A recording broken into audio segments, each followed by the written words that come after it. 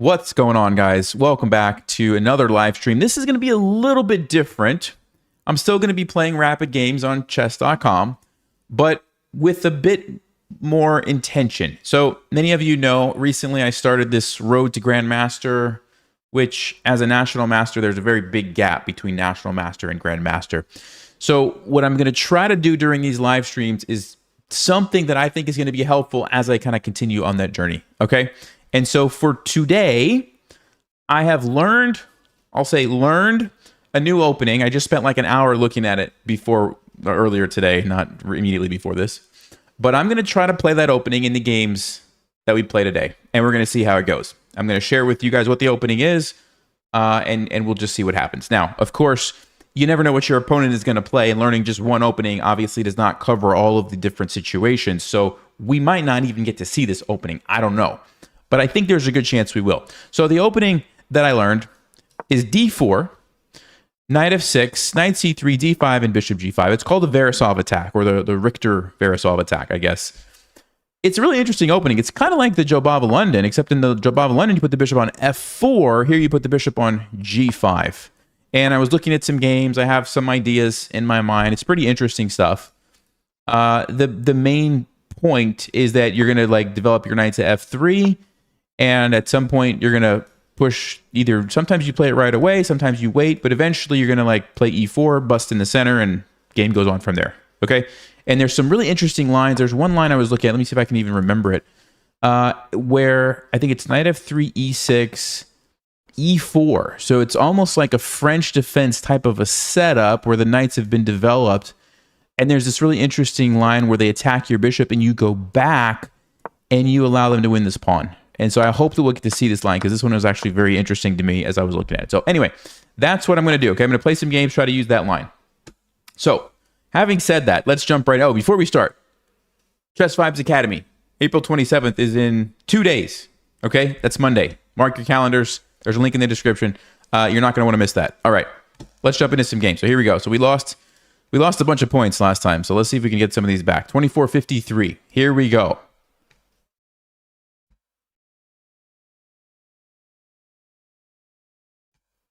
Okay, and we're black right away. So obviously there is no there's no Verasov against e4. So I guess for now we'll just stick with the Scandinavian. And I am playing someone who has no profile picture. It's a black square. That's interesting.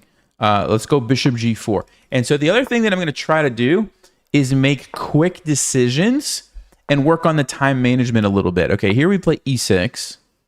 This is one of the main lines here. I think knight c3 is the move. Also, they could play g4.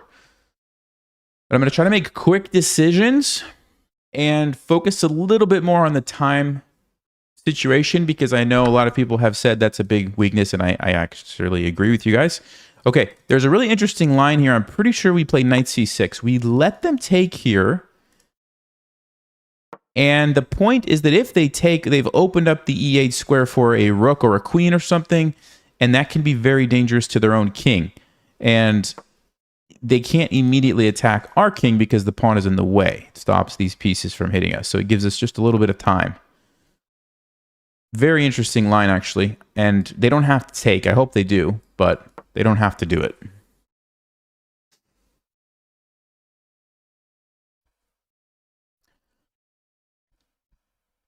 The fact that they are thinking is a good sign. That means they're probably not expecting. Okay, d5. Yeah, this move, I'm pretty sure, is bad. I'm pretty sure it's bad. And I'm trying to remember. There's two potential moves. Option number one is bishop c5. They can't take us because... Actually, they could take us. They have king e2. Yeah, it must be knight b4. The move must be knight b4. So we're threatening here. Okay, they're going to play knight a3. Ah, okay, yeah, no, this is good for us. This is definitely winning for us. I think we play b5. Let me think. What's the point? b5, if they take with the pawn, we have this beautiful fork. I think we can get away with that. If they take with the queen, we can play c6 again with this beautiful fork happening. I'm pretty sure this is the move.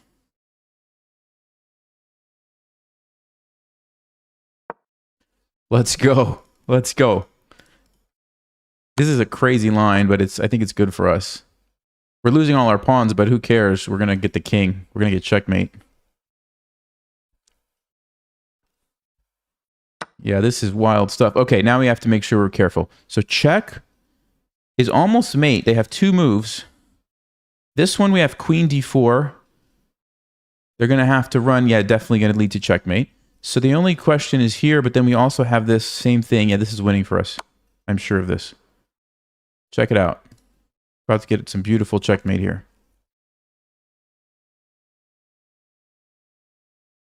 Let's just be careful. Let's just make sure this is the correct move order, because we could always throw in a random knight check too, but I don't think that helps us.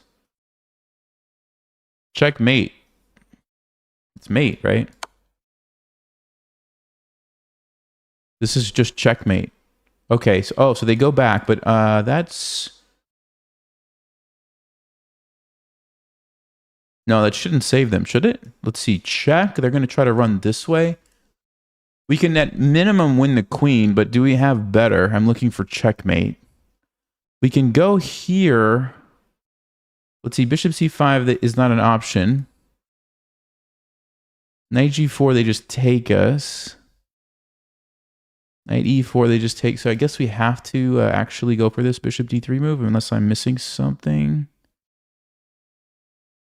Okay, I guess we do bishop d3. Okay, so we'll win the queen. I guess that's going to be good enough for us. I thought there was a forced checkmate. Maybe I'm wrong. Maybe we just take the queen. I mean, obviously, queen is good, right? Queen is good, so it should be fine, but...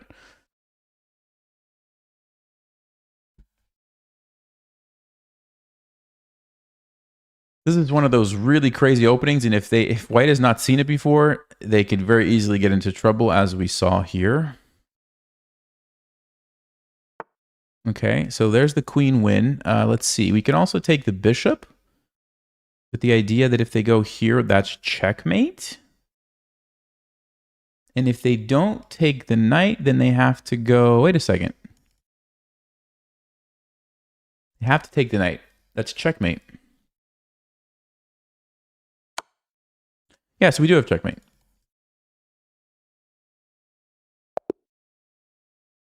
Yeah. All right. Oh, I had a miss. Wait, why did I have a miss? Why did I have a miss? I wouldn't have expected to have a miss in that game. Let's see what it was. Let's see what it was. Okay. They had a bad accuracy. You could see, by the way, the benefit of playing wild and crazy lines is because if your opponent doesn't know it, it's very hard to navigate. What was my mistake? Let's see. So e6, knight c6. Yep, knight b4, only move. b5. Also, c6 is good here. We could immediately play c6, but b5 seems more forcing. c6, yes. Knight c2, check, yes.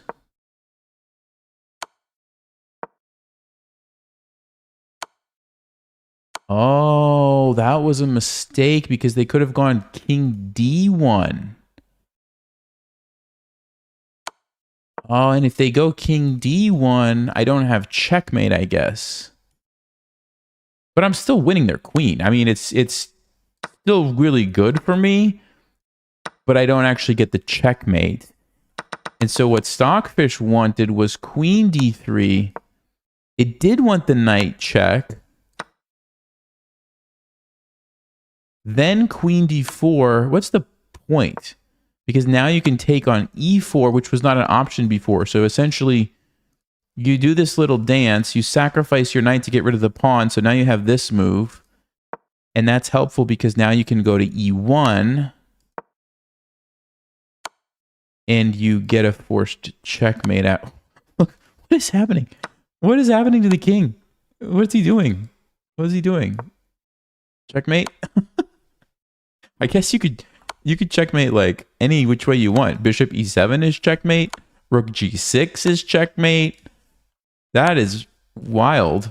And if they go back this way, this is probably check. Yeah, queen e4 is checkmate. Rook g4 is checkmate. Bishop h6 is check. Have you ever seen a position with so many checkmates? Dude. Buttoneer. Hey, man. Thank you. I appreciate it. Awesome. Yeah, we'll see you Monday. Sounds great. Thanks a lot. Wow, what a crazy game. So I did make a little inaccuracy. Now, it didn't really affect the outcome of the game, but this is something I want to pay more attention to as I analyze my games, as I'm trying to become better. I want to make sure I'm really precise, right, if I can. So interesting idea to get rid of the knight there because of the pawn, and then we can do that cool checkmate. Okay, regardless, very fascinating game. For those of you guys who were late, this is actually a line that I teach in the Scandinavian course that's inside of Chess Vibes Academy. So if you want to learn more about this opening and how it works, this is one of the ideas that we talk about in there. And so definitely check that out. And they fell right for it in this game, obviously. 2,300 players still fall for it. So, okay, let's go to the next game. What's up, Alan? How you doing? Okay, here we go. We're playing against a... Ooh, hold on one moment. 2026 account.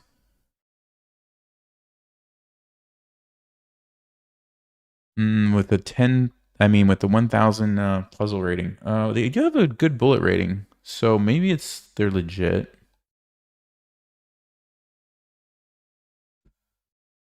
Okay.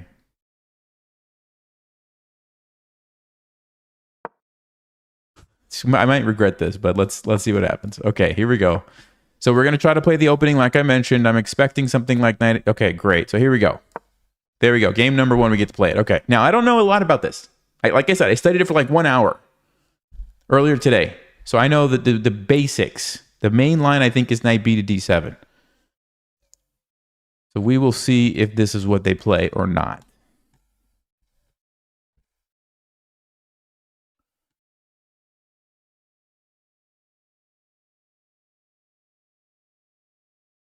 And we do have them thinking, so that's a good sign. They go with bishop f5. Yeah, see, this is not a line that I've looked at all. So I'm already kind of, you could say, out of my theory, but we're going to just stick with the plan. Develop the pieces, play e3, bishop d3, not overthink it. I don't think e4 is a move here because the bishop is controlling, so we have to kind of go with the more calm e3. We're going to put the bishop on d3 here. Okay, let's go bishop d3, and I believe we can take back either way. I think I'll take with the pawn, actually, if they take me. The reason you would want to do this is you get control over these squares. You open up the C file. So I can use it to help me push e4. I'm going to go ahead and castle. And if they ever do this, I can always take and just push here if I want. So that's nice. But yeah, I think we can push here. Don't see any reason not to do that. Does 94 work? No, we just take. Yeah, we have that. Okay, let's do it. I was just checking if there was some tactic with 94, but I don't think it works because we just take and everything's defended. Okay, so yeah, we get the big center. You can see the advantage of that pawn being there. Very pleasant looking position for us. Probably just bring the rooks over and maybe queen somewhere. Actually, lots of options for the queen.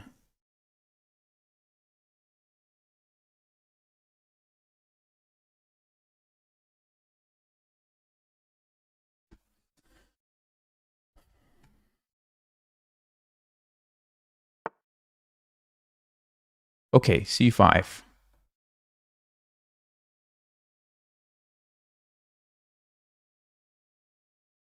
I mean, I feel like pushing, let's see, takes knight d5 does not work because we have queen d5. So we would get this past pawn. But the question is, are they just going to be able to take it from us?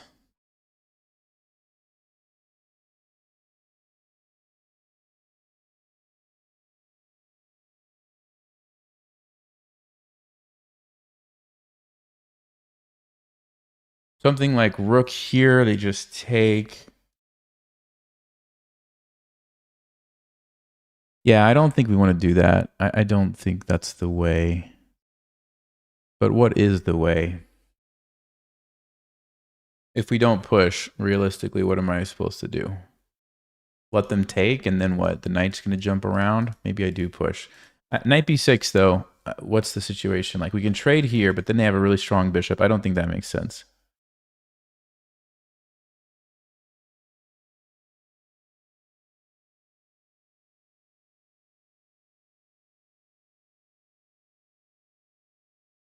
Okay, I don't want to think too long. I'm gonna play just a regular move like rook e1.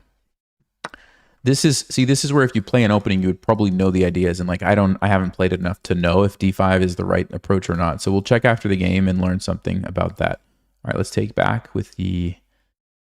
We take with the queen. Bishop c5 is a tempo, but it's not the end of the world. We can just move the queen somewhere.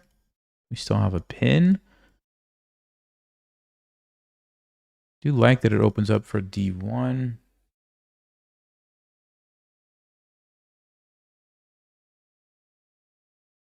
Is there 94 now? There might be 94 now. Okay, let's take with the queen. Well, let's take with the queen. I like opening up this for a rook. Honestly, this looks like a pretty boring position. We've got symmetrical pawn structure. I don't see like much to do for either side here. Yeah, and we could even just trade queens and get a draw. I mean,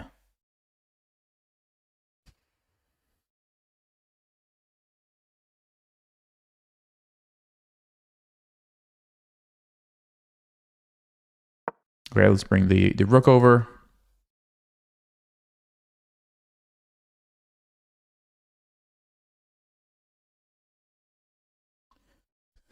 There's some really nice attacking lines that I was looking at, but I didn't actually look at this bishop f5 move, so I don't know exactly. Like maybe I should have tried to attack this bishop somehow with like f3. Maybe that's something I needed to look into, but it feels like this is just real boring. Not that that's a bad thing, right? Like draws are okay. I have to get that into my mind too.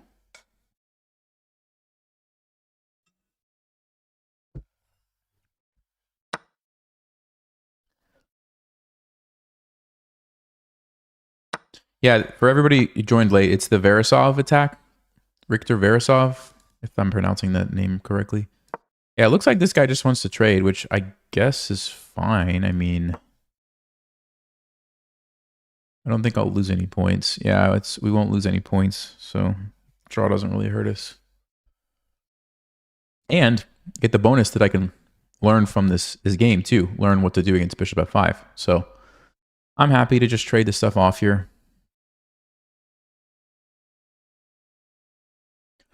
First time catching me live. Hey, welcome. Good to see you, man. Bishop f5 and then f3 are the book moves. Okay, yeah, we'll check it after the game. Yeah, actually, I think I do remember hearing that if there's a bishop on f5, it does make more sense to play f3 because these moves come with the tempo. Yeah, so I kind of maybe forgot that. Okay, what's happening here? Where do we put the bishop? f4 looks like a nice diagonal. I don't want to get forked, but right now I don't have to worry about that. h4, maybe it's not bad either, just to keep it here and go to g3 instead. I guess g3 seems more solid, right? You don't ever have to worry about the fork. It's not ever hanging. So maybe we will do it this way. Try to be a bit more solid with the pieces. Okay, and of course we'll take back. I don't want to take with the knight and sort of pin myself, so we'll take with the rook.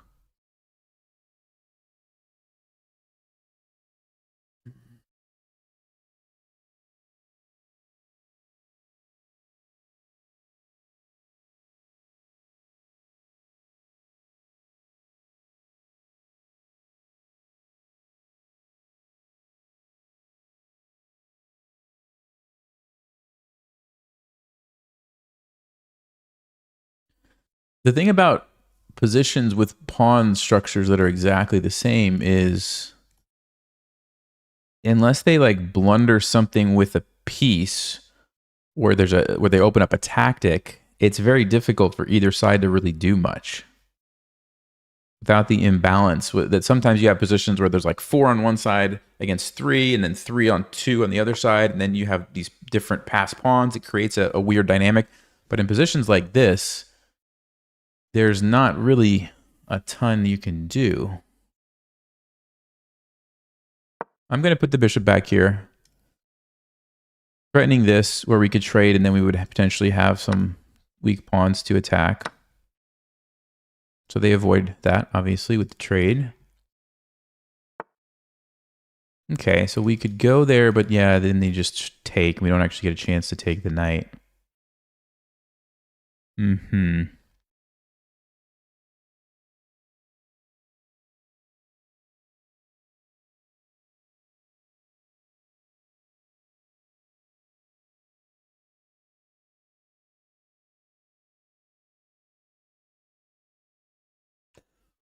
Okay, if they jump the knight to c4, is that a big deal for me? I don't think it's a big deal. We just play b3, chase it away. Knight d2.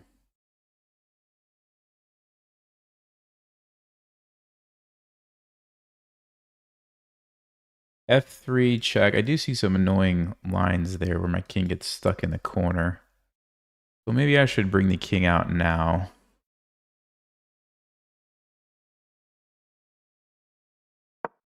I want to make sure that the king doesn't get stuck out of play and black's king comes up.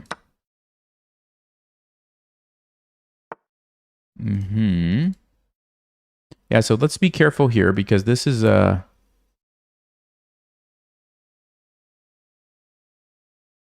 actually, did I already mess up? b3 check, king goes here. I actually do lose a pawn, don't I? I miss this. It's not ideal.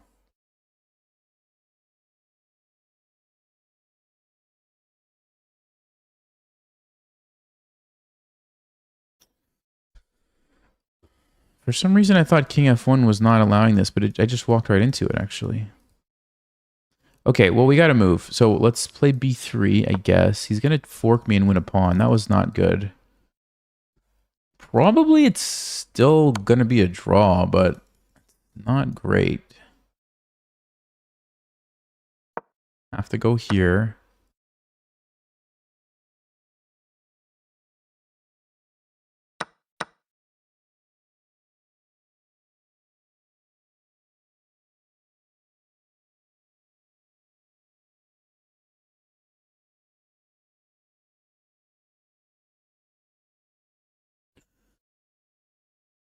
I don't want to get forked and lose another one, so I guess I need to deal with that.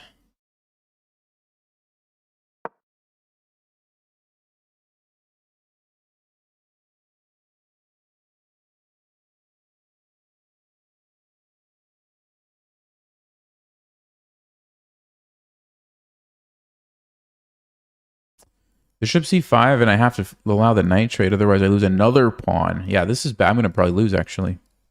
Man. I should have been more careful about this fork. I just underestimated that I had no way to defend. Especially if they can trade both sets of pieces, then I'm in trouble.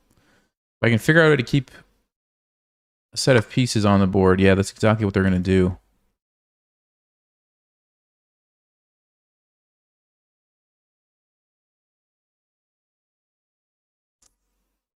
You definitely don't want a king and pawn ending with the extra pawn. They're going to win every time. So if I take this way, they go here. I have to move my knight, but then they get another pawn, which means I have to take this way, which is really bad. But at least my king is in a good position.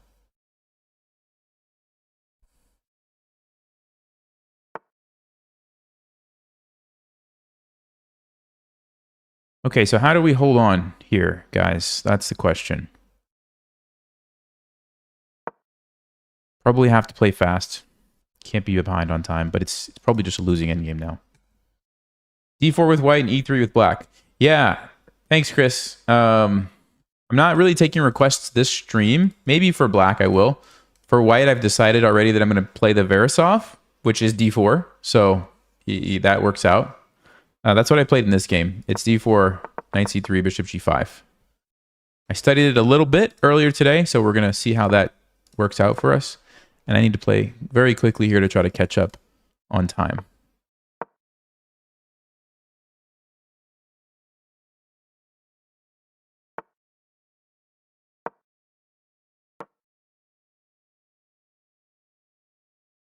It's probably losing, but we will do our best to hold on here.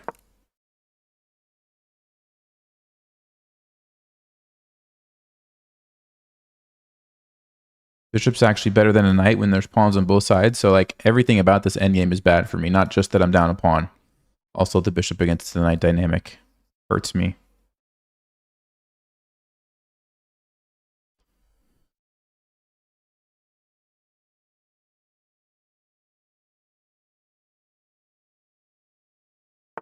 We absolutely cannot trade.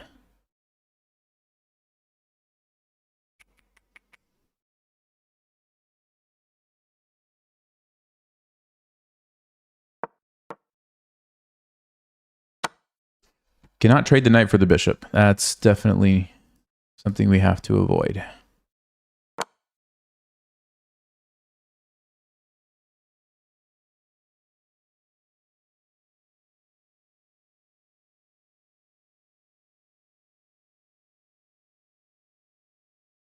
Now, if we can trade enough pawns, it would be a draw because we could just sacrifice our knight. But the question is black going to let us do that? Probably not. I think the king's about to come up, so I could try to stop it.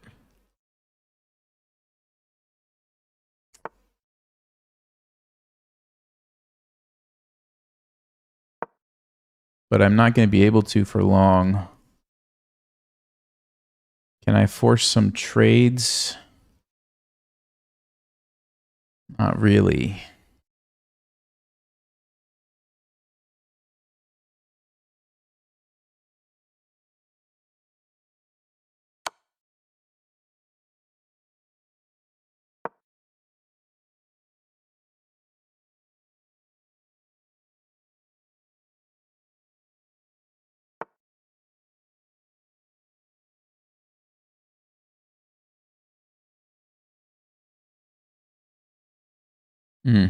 It's a pretty good move. It's a pretty good move. King's coming in now.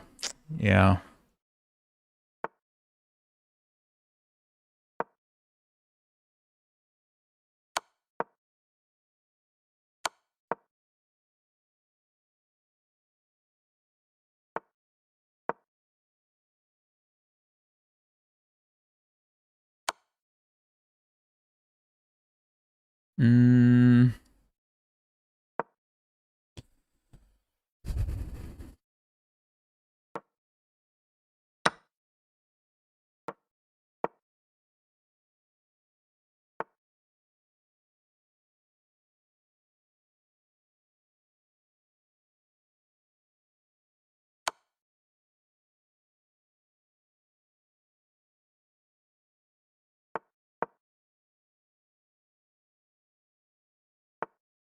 See, this is the issue. I still can't take it.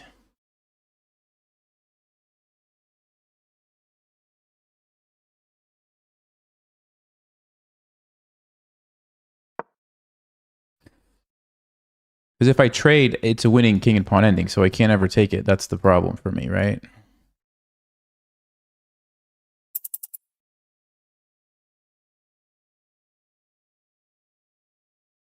Unfortunately, I don't think we can do anything here, guys.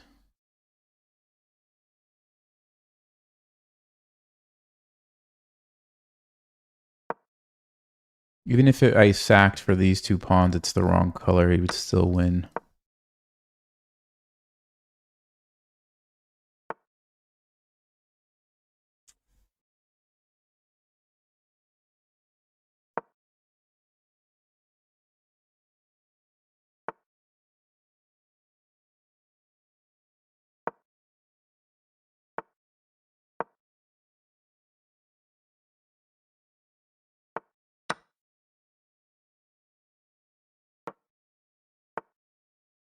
Yeah.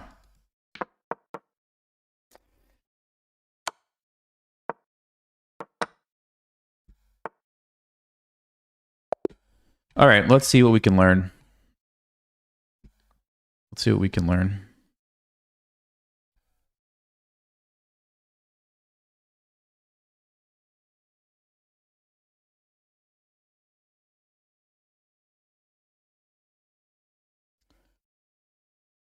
The engine is having a hard time. Okay, there we go. Yeah, they played a great game. Maybe I shouldn't have played it. I don't know. Let's see.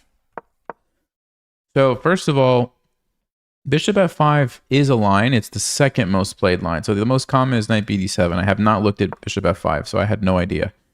Apparently f3 is one of the moves. And then the line goes knight bd7.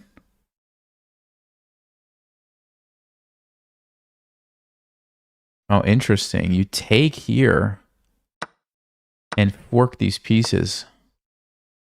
And they play h6. You go back.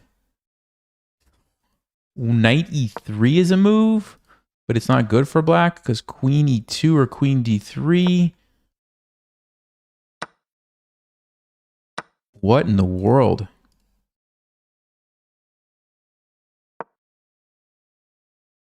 Knight b6, and Stockfish says you don't take the knight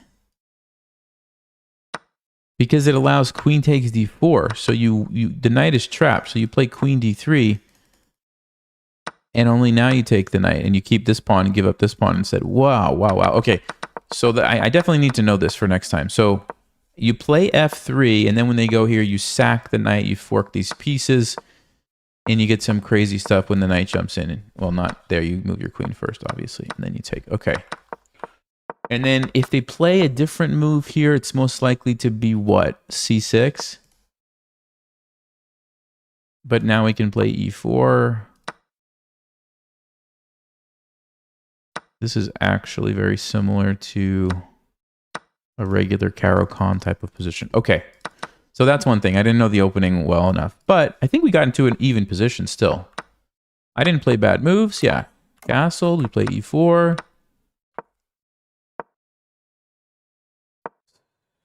Yes. Stockfish does like d5 better. Remember I was talking about it and I wasn't sure. So let's see. What's the deal? Because I thought they were going to play knight b6 and take my pawn back. Stockfish would just play rook e1. This doesn't work. Tactically, it just doesn't work. So if you take with the queen, you're losing your queen. If you take here, oh, I trade the queens. See, that's a small detail, but I need to be able to see that, right? I need to be able to see that they can't just immediately take me back. So if they defend, now I play queen b3, and it still doesn't work because the tactic of the... See, that's what I was trying... If I would have just realized that little detail, that like tactically it's defended, I think I would have played d5, and I think I would have done this exact thing. So that's okay. Got to be more accurate with the calculation there. All right. That being said, we took here. We did this.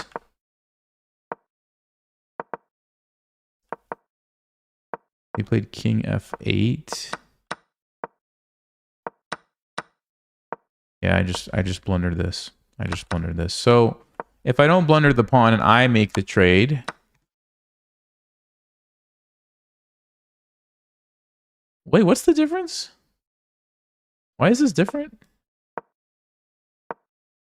Oh, because my knight stays guarding d2. Wow. Of course. Oh, man. So the reason is that I let my knight get lured away, and then this was a thing. All I had to do was just trade. Like, just so simple. Bring my king, and it's going to be a draw. It's totally going to be a draw. Wow. That's a silly way to lose a game. Okay, that was it. I mean, everything after that, like, there's just nothing you can do. Of course, there's not going to be any moments where I had any chances. Okay.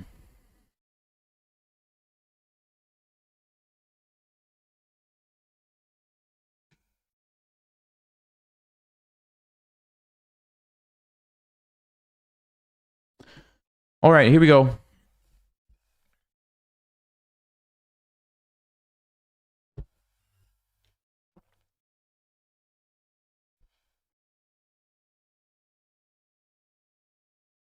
Yeah, I haven't checked the person too much. They were brand new account, so it's you never know like who you're playing against. But regardless, as long as I learn key takeaways, it was still good. Like now I know more about that bishop f5 line, so we'll be prepared in the future. And Chris, we're playing d4 next game too if we get white.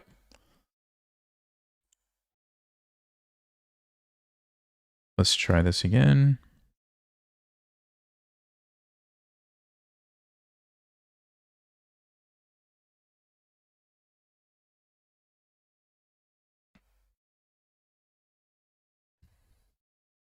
Yeah, for everybody asking about the price on Chess Vibes Academy, I think it's going to be very reasonable. I think it's like $16 a month. So I think that's considering all the content in there and the boot camps and everything.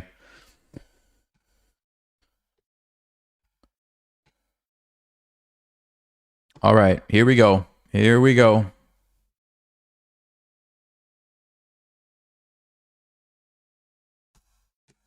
I did change my settings, so I shouldn't be getting any like 2200s, which might be why it's harder to get pairings.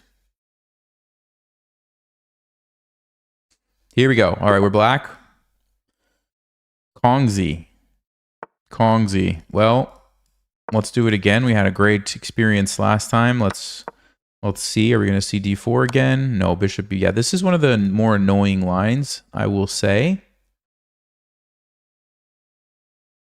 You can play bishop d7. You can play c6. I usually just play c6 and be done with it. Let's play bishop d7 this time.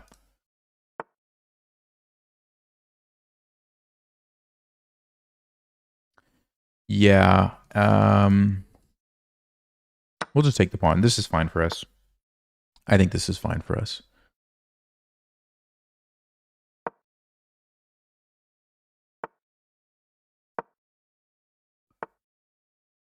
I think we just go back this way. The knight's pretty good defender on this side of the board, so no reason to do anything crazy.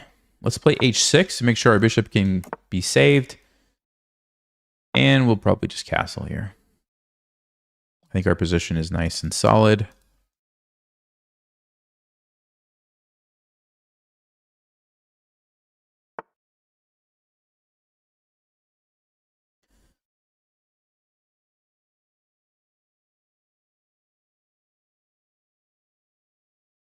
I don't want to sack the pawn in this case because I don't have a target, really. So it seems like it's just a free pawn. So I think we just go rook b8. It's a little bit of a weird move, but in this position, my rook wasn't doing anything anyway, so I think it's fine. And now I can castle.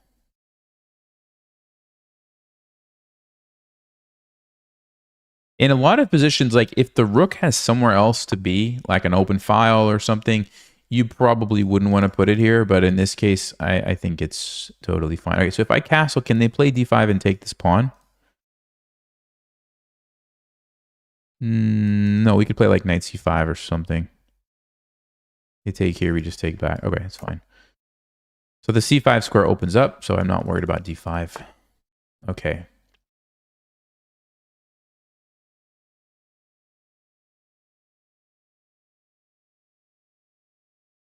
Feels like my queen needs a place to go. So if I play something like c6, though, d5 is a very annoying move. Now, we could just take it.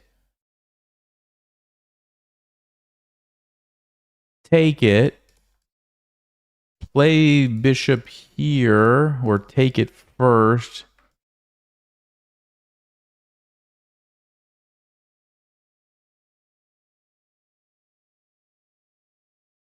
Queen c8, it feels very passive. It feels very passive, but it does get away from the rook, which is probably important. We still have knight c5 ideas. Okay, I'll play queen c8. I'll play queen c8. Because there's always going to be some tactics that pop up if you leave a queen in line with a rook, right? So I'm going to fix it right now and just go here. Like I said, d5 opens up the c5 square, so I don't think we have to worry about this. We just jump in. Okay, that being said, maybe I will just play a6 to stop any shenanigans here. We might even consider b5 at some point in the future after c5. Let me go ahead and do that. Maybe rook d8 also makes sense. And reroute the knight to f8.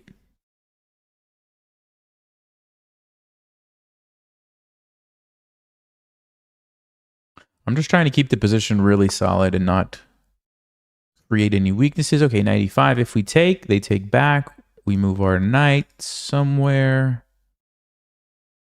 Position looks fine. If we go here, do we allow any craziness?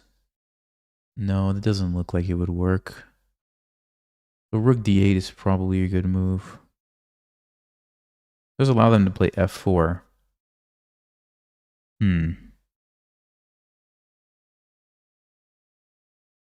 could play c5 to try to undermine this defender. That's actually not a bad idea. If they take me, would I rather be able to take with the knight or the rook? I think I would want to take with the rook. Let me go here and then c5.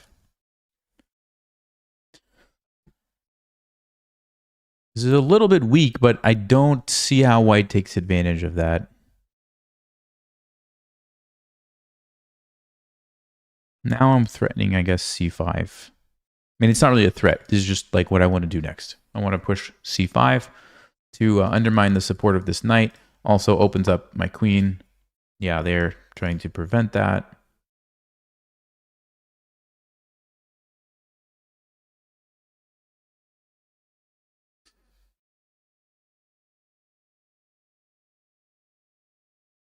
Of course, now it's a blunder if we do that. Do I just take? The bishop's very strong there, though. I don't think we do that. Maybe I go here and here. Okay, let's do a quick check. Any tactics? Any mistakes? Any loose pieces? Anything I'm missing? I don't think so. Let's go knight of 8.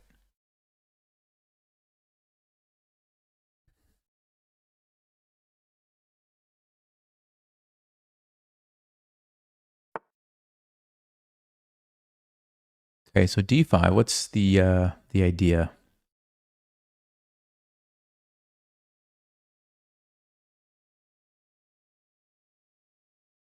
I think I do want to take and give him the isolated pawn and then plant my bishop on d6 long term. I should have some nice pressure on the pawn. Okay, and now we plant the bishop on d6. Yep, pretty good. I do want to get this queen out of here if possible. Okay, I didn't see that idea. They wanted checkmate me. So we move our king. No, we can't move our king. Interesting. So we play knight g6. We have to break the pin somehow. So yeah, knight g6 or g5. Let's see. Does g5 work? Oh, is g5. Wait a second. G5. Actually, it's not threatening anything immediately. Knight g6 just feels like the right move. Knight g6. If they take, I take. If they take, I take. Everything looks great. Let's play knight g6. Any tactics? Takes, takes, takes, takes. Bishop can't do anything. I think it's okay. We go there. I could take with the pawn, but why would I do that? Why would I give myself double pawns if I don't have to? We'll take this way. Yeah, position should be pretty solid. We take here, bishop h5. What's the idea? They want to take twice.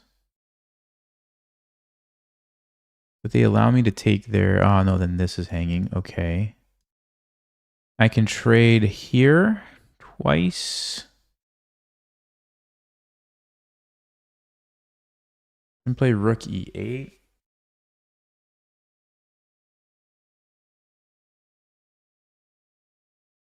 Okay, so they're threatening to just win a pawn, right? So how do we stop that? Actually, can I take this?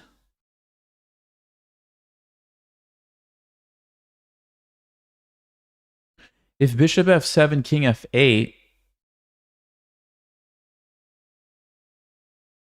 they're still down a piece, so they have to recapture, but then I just...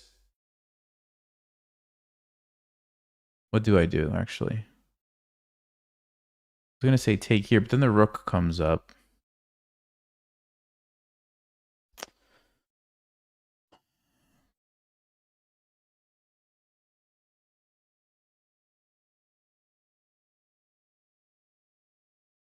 Okay, knight f4, bishop f7, king f8, queen f4, takes, rook takes. No. Okay, we can't do it.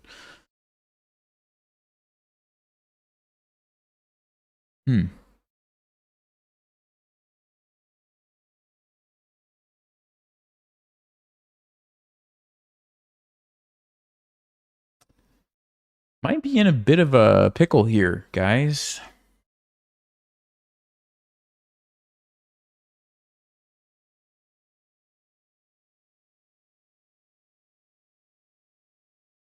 I think I have to play this move.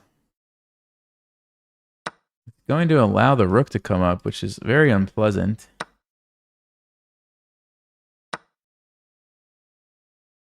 Just don't see any other moves.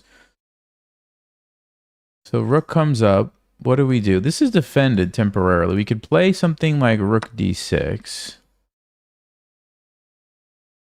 Rook e1. Bishop g6. If they go here, we sack the queen for 2 rooks. That's fine. So rook d6. Rook e8.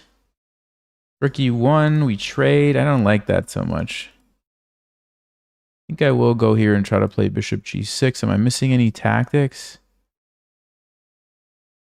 I think we gotta go. I think we gotta go here.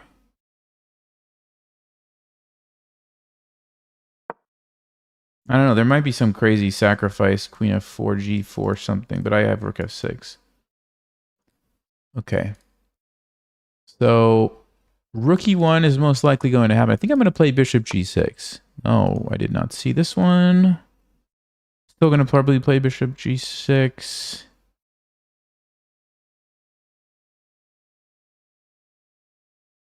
Oh, he takes and takes here. Wow. Okay, we can play rook d7, but then check. We go there. I don't like that. g6? Maybe g6. This is a very hard position to play. We have to move, though. All right, let's go g6.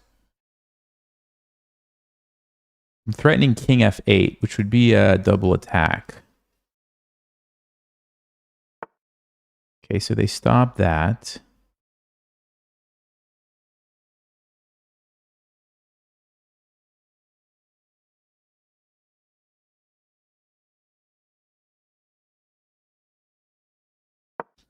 Let's try to get rid of a rook here if we can.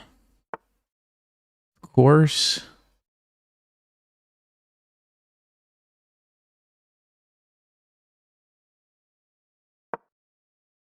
I'm trying to get rid of this annoying rook and not lose on time also. Keeping this defended.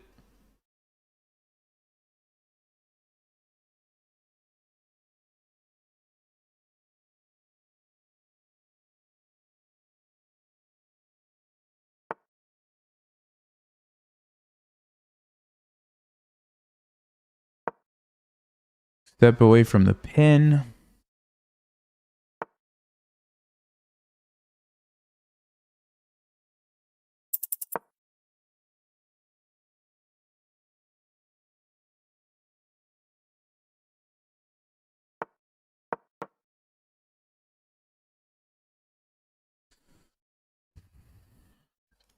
Actually, I could take with the queen. No, I'll take with the rook.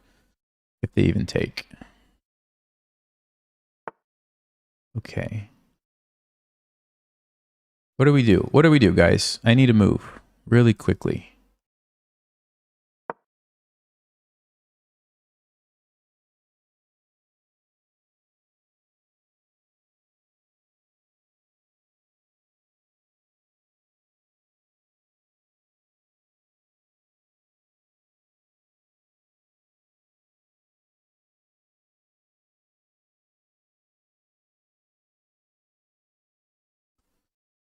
I don't know how to force some trades to clean up the position here. I really don't know how to do it.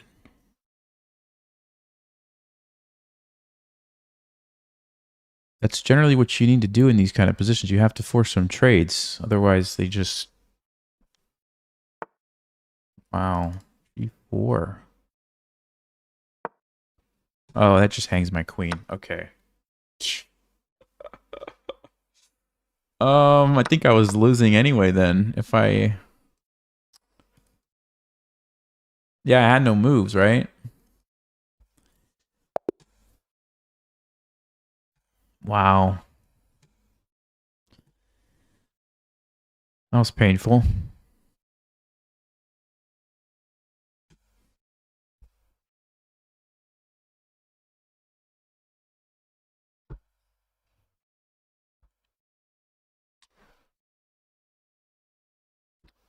Okay, let's see, where did we go wrong? I don't actually know. I will tell you this. This is one of the reasons why I don't think I'll be playing the Scandinavian at the GM level. Because of this bishop b5 check move. This bishop b5 check move is so annoying, and it stops like everything you're trying to do. Now, until you get to like super high level, most people don't play it, which is the nice thing. If you're below like 2200, you can pretty much get away with it. You're not hardly ever going to see this move. But at the top level, it's just so annoying because they just go there, force you to put a piece in front of everything, and then they go back and it's like, okay, sometimes they also go back here and it's like, well, what are you going to do now? And yeah, I mean, even though we got an okay position, it's just like, you know, white didn't have much trouble at all.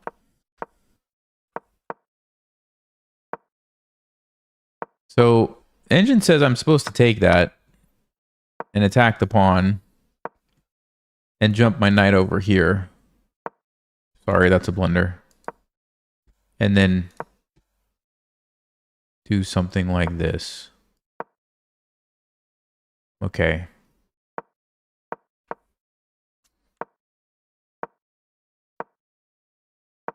Guess I was a little too passive this game.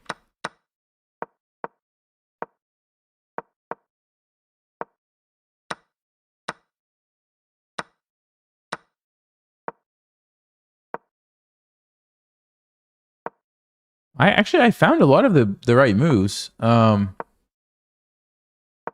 I needed to play queen d8. And if they go rook e1, rook d7. It's very similar to what happened in the game, actually. We got the same position, right?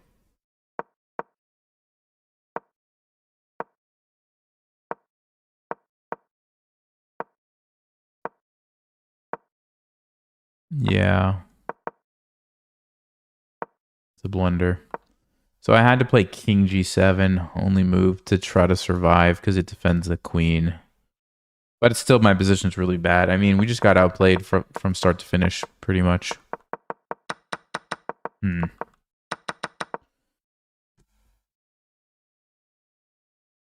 A refund on this. No. Trust me, like, you will not see bishop b5 check a lot unless you're playing grandmasters. You're not going to see it hardly at all. Yeah, I don't even see it very often, which is surprising because it's really annoying line, but you just don't see it that much. So Scandinavian's still good.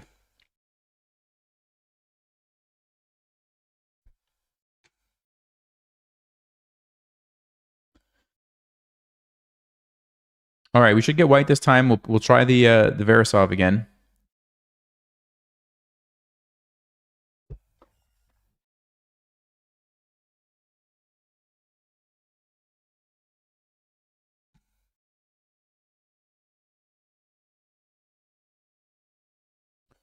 Okay, here we go. Here we go. It's kind of a new account. Let me just check really quickly. Hold on. Okay, I guess it's fine. I don't know. Hopefully it's fine. D4. We're going to play knight c3 and bishop g5. This is the way. Let's see. Are we going to see another bishop f5?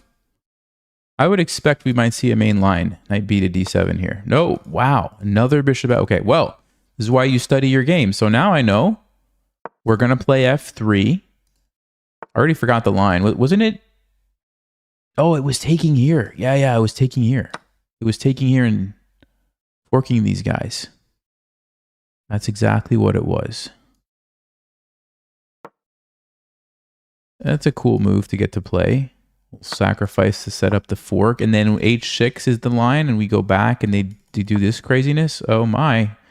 Oh my. Are we about to see this line? This exact line?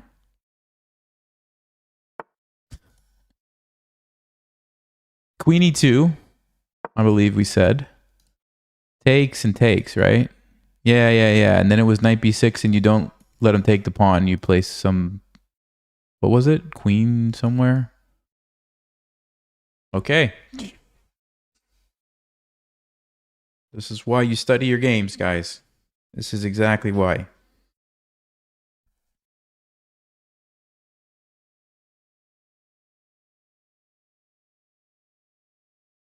It looks like they're thinking about not taking the bishop and saving their bishop.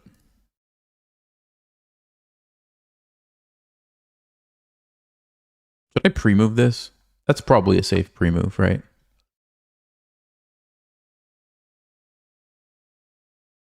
Maybe I shouldn't. I don't know. They might play some random move. Although I don't know what else they would play except take this bishop, which...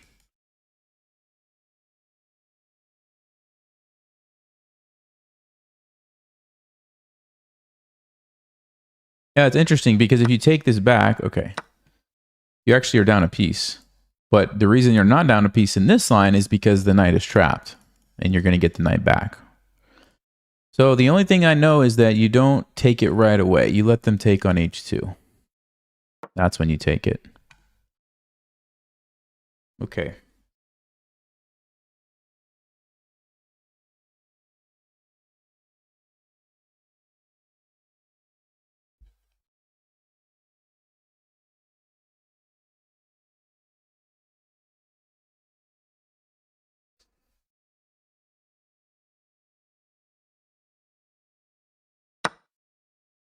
Okay, they do take the pawn. So now we have this fascinating position. 1, 2, 3, 4, 6, 7 against 7. Somehow the material is equal, but it's very imbalanced. I believe this line was supposed to be pretty good for us though, right? So, and you could kind of see it's annoying for black because they can't develop easily. So they try to come this way. I feel like castling queenside makes a lot of sense.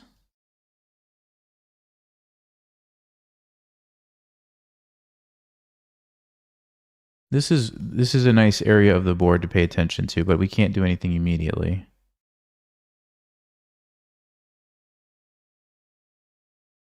Obviously, we want to get the knight out at some point somewhere, but I think we prioritize just castling. Yeah, queen a5, I'm going to go king b1. I don't think I really care that I lose a pawn. I think the development is priority now.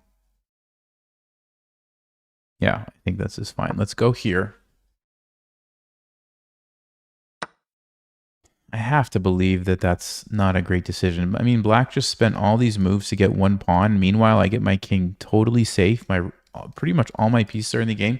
So we need to obviously attack. This must be the way to play this, right?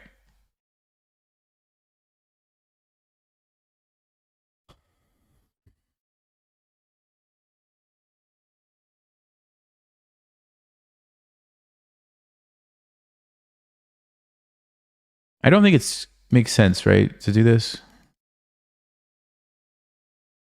He just defends. So g4 would allow the other rook to be involved. I like g4 as a candidate move. d5 is interesting because if they take, now where are you going to go? Are you really going to castle there with your king open? Probably not. So d5, but I can also play d5 after they castle as well. Although if they blockade it, I might have a harder time playing it. So maybe I should play it now while I have the opportunity. We could even immediately go queen b5. Let's say they play something like e6.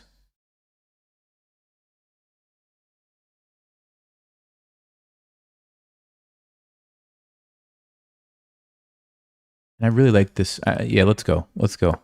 We'll check after the game if this is the right idea or not. But I think we need to keep the lines open. That's how we're going to get at the king most effectively. Okay, so we have queen b5, but I might want to throw in this g4 move just to chase the queen somewhere awkward is what I'm thinking. Because if you don't defend your pawn, then maybe I'll just take the pawn. So let's see, where does that leave the queen in? Only option I see is queen e6. It's a very awkward square. Ah, there's queen e5, I just noticed. Hold on, queen e5, they could go.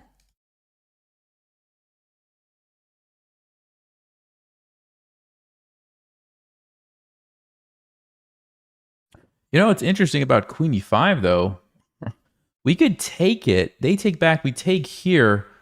We're down one pawn, but we have an immediate attack on the knight. And if they move, we could play like rook over. Oh, they actually could play e6, though. Their knight is controlling. We almost have a beautiful checkmate. Doesn't quite work. That's too bad. That is too bad. The other issue with this is that my rook is hanging if I try to move my queen on the offensive. I lose a rook. Probably can't get away with that.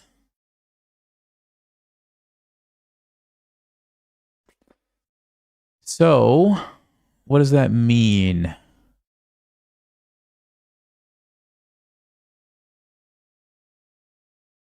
I mean, it's okay. We still get a lot of counterplay. Rook goes on to d7. Like, don't get me wrong. We get a lot of counterplay in that position. All right. Actually, yeah, I think that might actually be a smart thing. The other option would be queen b5.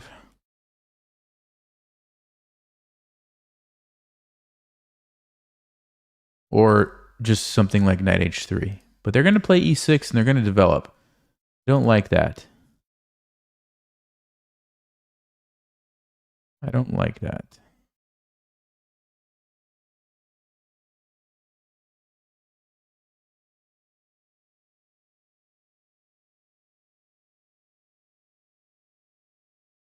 I'm really torn here, guys. I don't know what to do. Queen b5 actually feels right. Queen b5 actually feels right. Do I have to worry about this threat? No, we could play g4. That's a cool move. All right, let's go queen b5. We'll check after the game this g4 trade the queens idea and see how much compensation we actually get so we can learn from it. But I'm feeling like we have a lead in development. Their king is still in the center. From a principled standpoint, trading queens must be the wrong decision. So let's not trade queens and attack stuff. It's really weird with the rook being here. Like, I have to be careful, right? Because like it can get attacked easily, but I guess I can always just move it or play g3 or something. And then it can swing over. So it might actually be helpful, but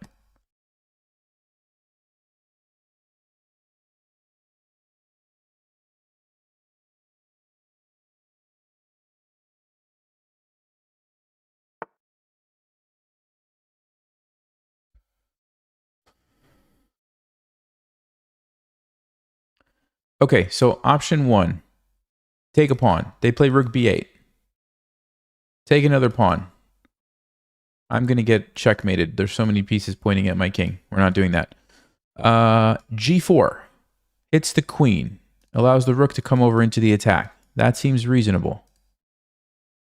Knight e2 so I can jump in and sacrifice. That seems reasonable.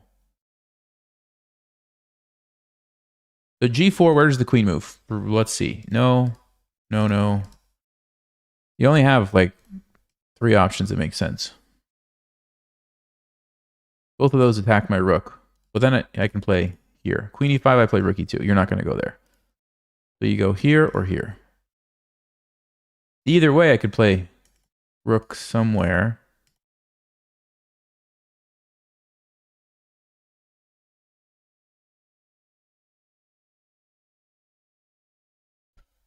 This one, knight e2, they're going to bring out their bishop. I'm going to jump in. Yeah, I actually want my rook to be able to come over. I want to play g4. We're going to play g4 because we really need this rook to be able to come over, I think.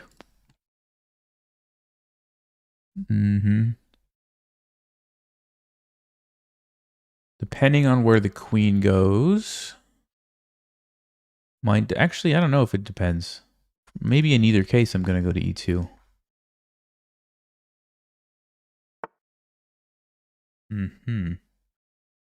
Guess you could make an argument for d2 as well, but because it leaves the square for the knight. I don't think so. I think we just do this. Because I like that this immediately threatens the pawn. You guys see that? The d pawn is now under attack because this guy's pinned. So black is going to do what about that? I don't know what they're going to do about that.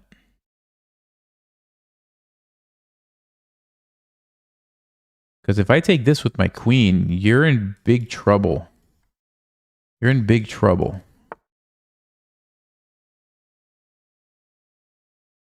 So now I can do it. Rook d8. Bishop moves.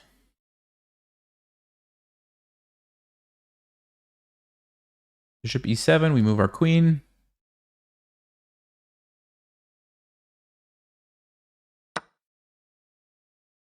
Okay. So they're going to play rook d8 to stop checkmate. Do I have a sacrifice? That's the first thing we should check. Check, check. Bishop e7. Ooh, castling. Wow. Somehow I overlooked that move. Ooh. Fakes. Somehow that did not even cross my mind.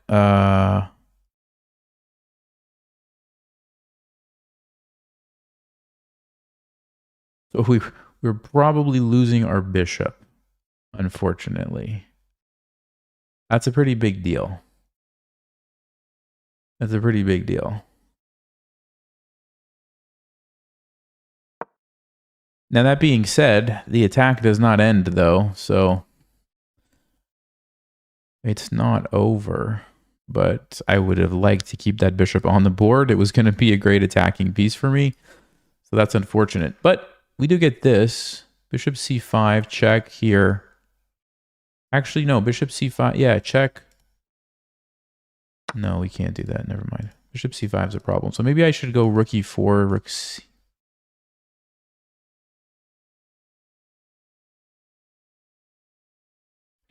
Oh, wait a second. Wait a second. Do we have a tactic? Do we have a tactic right here, guys? Oh, they have bishop c5. Wait. Bishop c5, we take this. Okay. Okay. We could also play b4, but I think I want to do this instead. Yeah, b4 might be the move, actually, though. What is it, guys? Is it b4 or is it rook takes d7?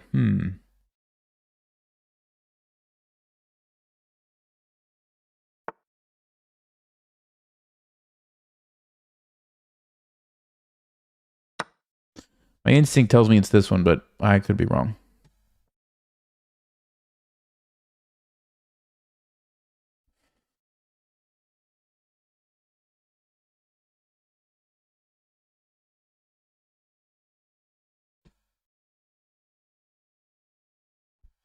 What's up, man? It just says J42337. So I'm not sure which neighbor, but yeah, definitely. Let me know sometime.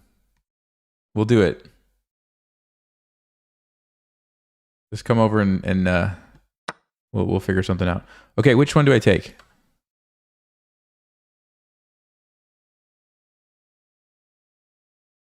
Also have to watch out for checkmate. Oh, that's a problem. So check, rook d8, I think I lose. You have to take this one. Okay. This is still checkmate. So I need to deal with that right away.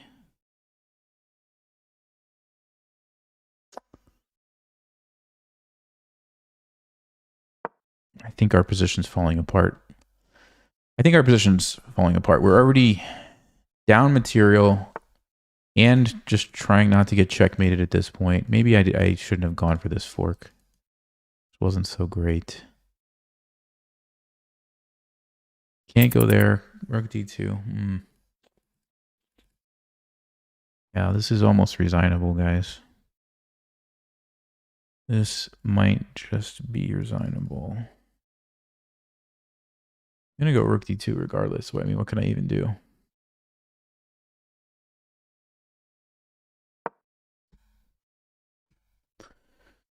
The good news is we're going to learn a lot from this game. Yes. I'm pretty sure we had something amazing and we missed it, but let's see. Let's see.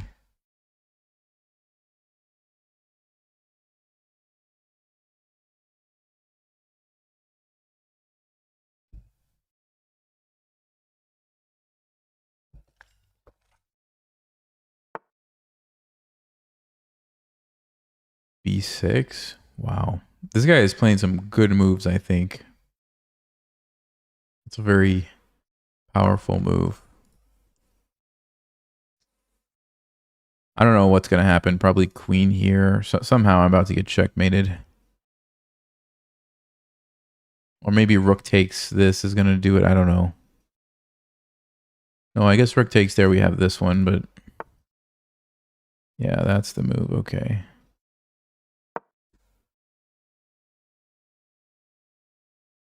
Rook d2, I can defend temporarily. But my knight's really bad. He's going to push this now.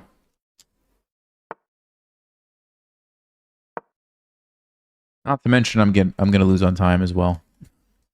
It's like everything's going wrong in this game. Maybe he plays queen g2 and gets forked. I don't even think that's enough to help me win, to be honest with you.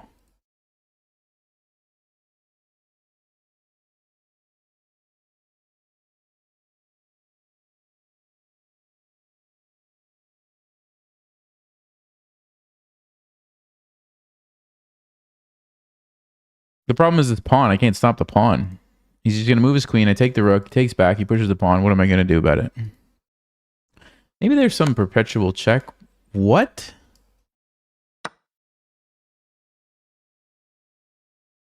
What is happening right now?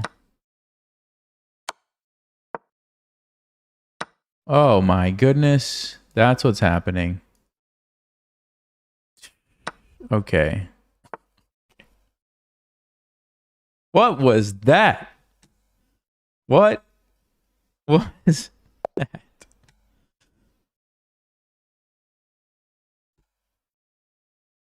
Man, competition is tough tonight. It is very tough.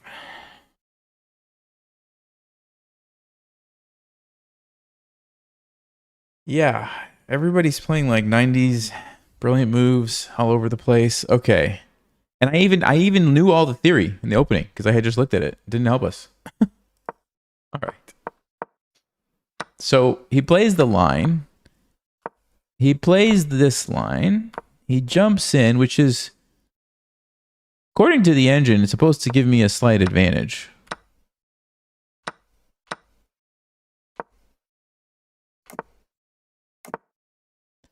The computer says I should hold on to this pawn. You know, it's interesting because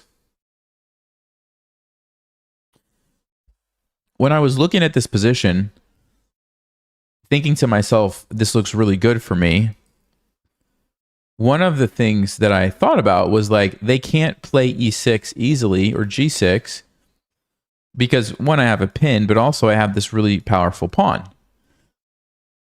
And then I just real quickly castled and let him take it, which now that I'm thinking about it, the move that Stockfish says g4 makes total sense. It's like, no, you hold on to that pawn. That's a very important pawn in the position. You don't give that up for no reason. So maybe this entire game can be boiled down to this quick decision to castle, overlooking that queen a5 was going to put me in a tough spot, and now I lose the pawn. And then I followed that up with another sacrifice that Stockfish says just doesn't do anything for you. Now let's check the line I was looking at here. Queen e5. Takes. Knight c6. Yeah. It's not good enough for me. I'm just down a pawn. So if you learn a line and you get into a good position, you have to realize why, and you have to make sure you protect that. So g4 was the move here. And if they go check, actually just tuck my king over here. And my position is amazing. What are they going to do? They can't ever play e6. You just take this and they're in trouble. If they ever try to play g5, you just probably on... No, they can't even do that because of the tactic. So that doesn't even... Like, black is stuck. You can castle, but I guess you just have a great position here.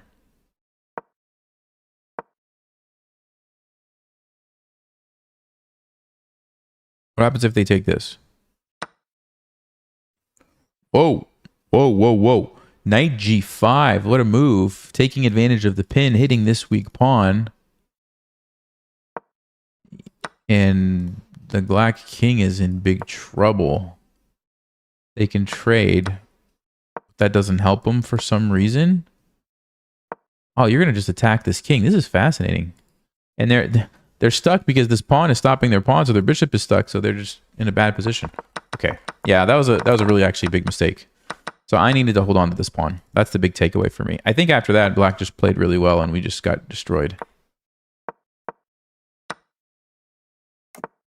Yeah. Oh, missing castling. Yeah, that was the other big mistake. I forgot about that. Yeah, of course, missing castling. Because if otherwise, you know, we saved the bishop, like it's still going to be a tricky game for black, probably.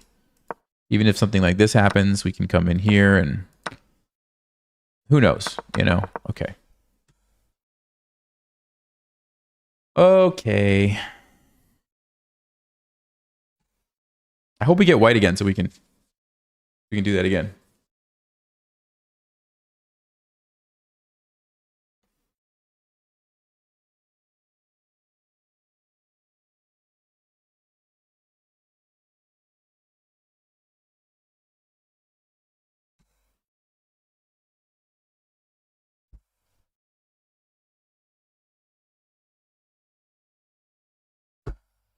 This is the problem with learning new openings, right? You always kind of go down before you go up. But I was expecting this. So it's fine.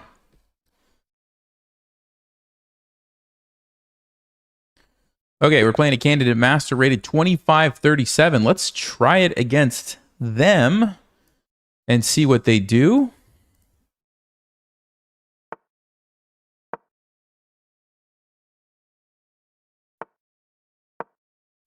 I'm expecting knight bd7. But let's see. Ooh, 94. Actually, I think I remember looking at it. I don't think this is good for them. Question is why? Pretty sure you just take it and then just do like normal stuff. Like e3 and c3. We don't want to get forked here. Or even queen d2, I remember. I think I looked at this. I was like, you just stop the fork, basically. And now I think we can maybe just castle.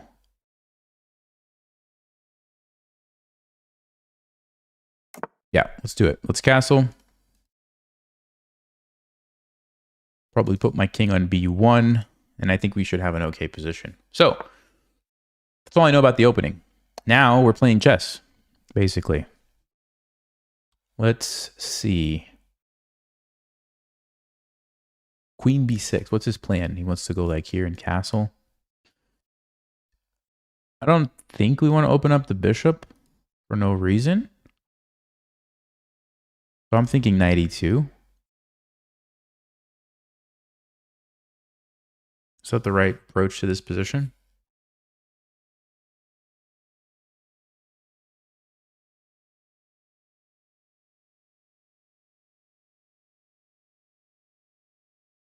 You know, we could play the move d5, which is actually very interesting.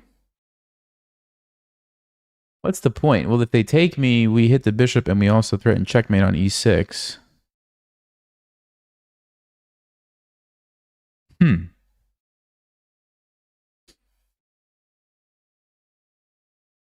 Okay. I'm curious how they're going to deal with this, because if you don't take it, my point is, if you ever try to push this, now I will push here and just jam everything up, most likely. So I think this might be an annoying move for them. Now, maybe I'm being a little bit too quick with this, but seems like a very annoying pawn. Okay, so they push by. Yeah, let's bring this knight into the game. I think this knight has to come here.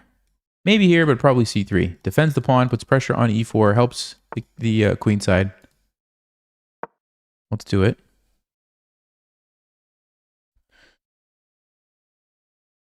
And now that f3 idea doesn't look so crazy, because after we take, we could play e4 and just get this really nice.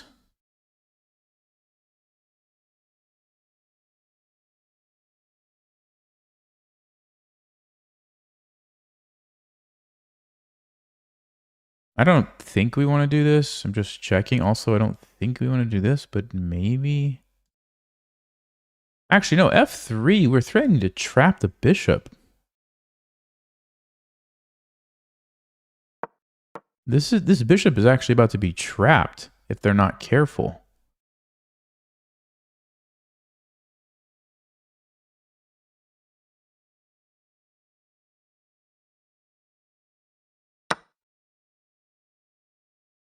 No, this feels good. This feels great for us. Okay, hold on. We have check, but they can block.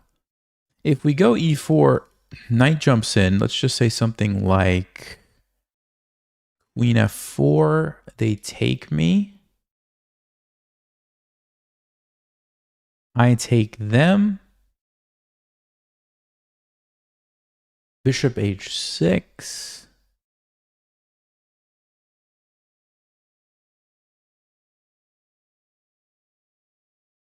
h4. Can we get away with that? f6. What is going on? Then they would win our queen. That's some complicated stuff. Also, we could just play something simple, like no, maybe bishop e2, just defend. Check, they're going to go back with the bishop. Then we take, and they have to go back with the knight. Also looks good for us. Let me just play e4, because I don't think they want their king on d7. So maybe that's the simplest. e4 takes... Do I even want to calculate this? Is it worth calculating this?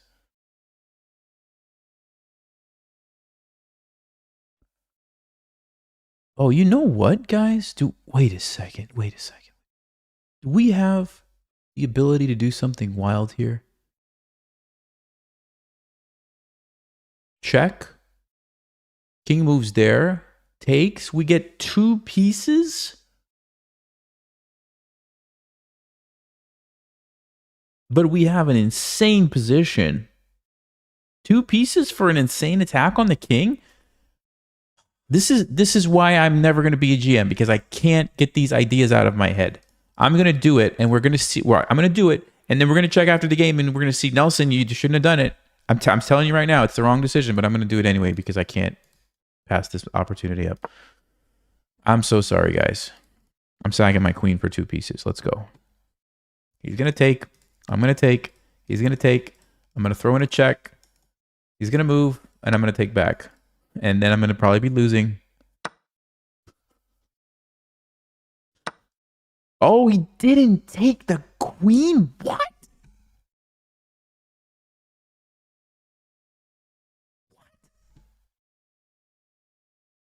Did he pre-move that? No, it wasn't a pre-move. Did he... Was he so surprised? What is happening? The guy just blundered. He had to take the queen. This is a huge blunder. Now you don't get the castle and I get a free piece. The guy just blundered. What in the world? Oh my, he must have I think he calculated it ahead of time that he was going to take that. And he thought I was going into that line and he just moved it without even realizing, wait a second, he played a different move.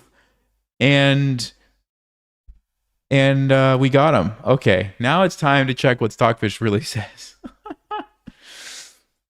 Okay. Okay. Wow. 59 accuracy from a 2500 candidate master. What in the world? All right. First things first. It's a bad move, which I did know.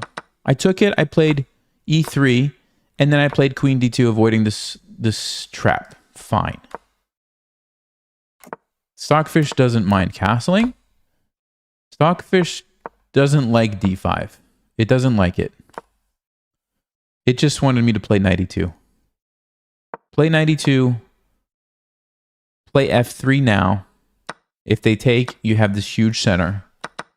If they don't take and do something else, I don't know. You're bringing your knight. Oh, yeah, you're going to just take here. Okay, so that's what Stockfish wants. For future reference, don't push d5. Just play knight e2 and f3. Okay. However, I pushed it.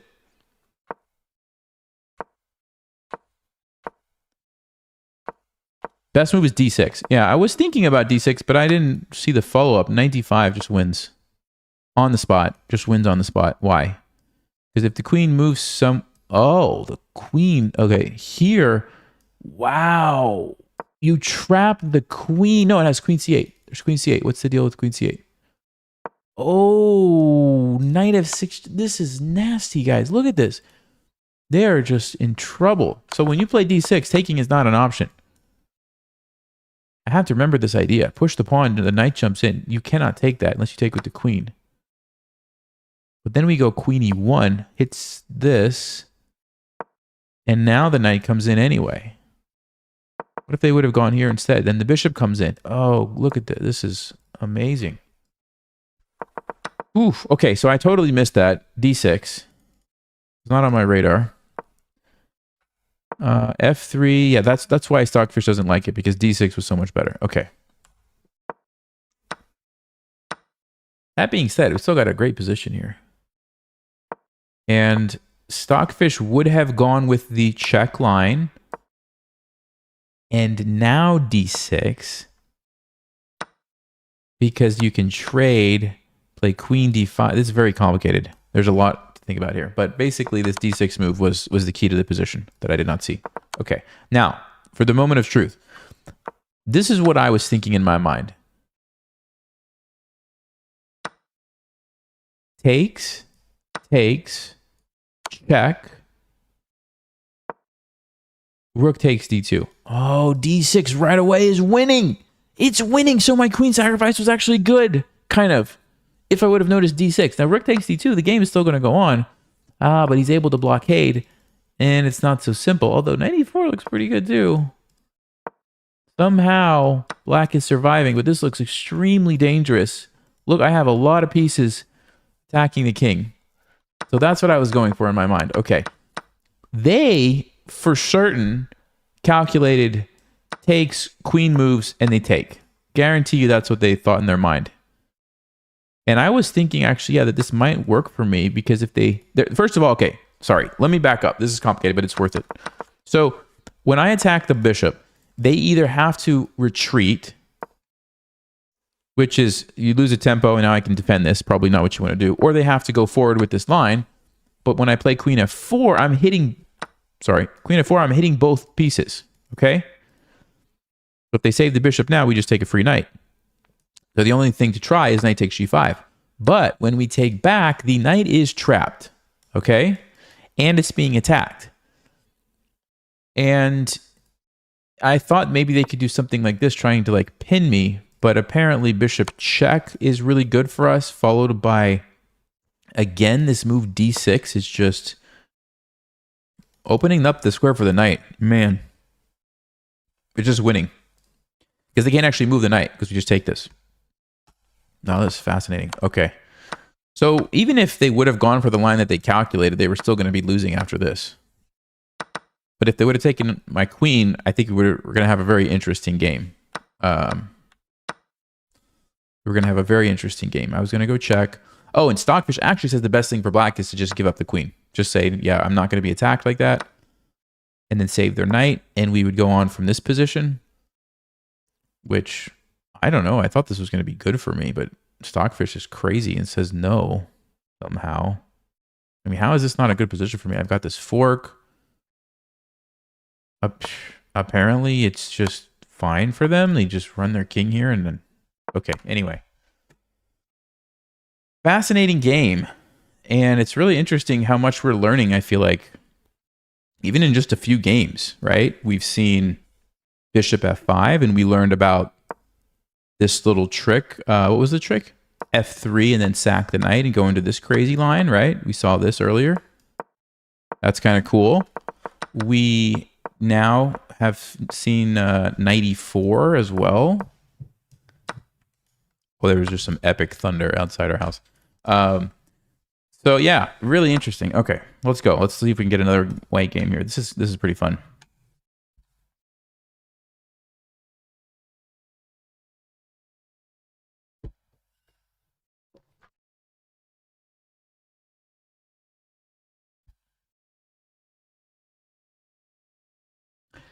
It's pretty crazy to me though that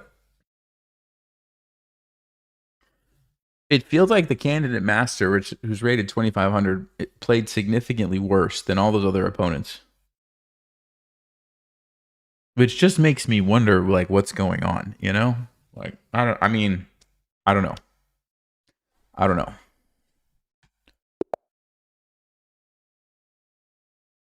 Okay.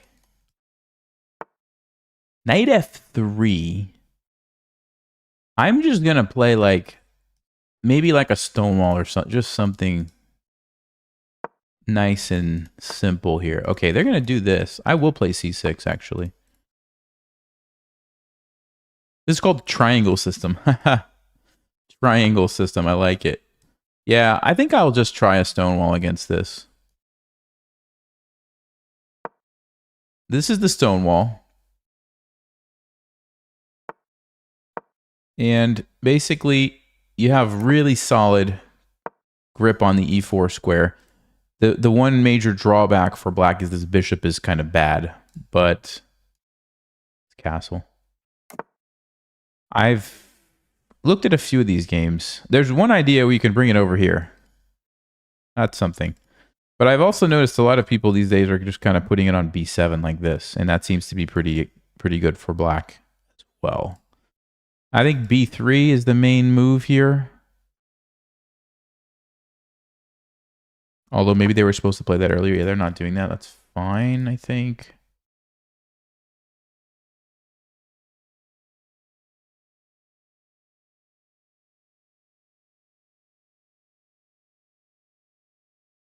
Yeah, I'm going to play this way. Like I said, I think we could just put the bishop somewhere over here and be okay. This is weak, but it's also pretty easy to defend it with the queen. And white doesn't have a clear way to attack it. I mean, they can attack it one time, but we just defend it and then chase the knight away. So I think that's okay. But yeah, we'll think about putting the bishop here. Maybe something like this.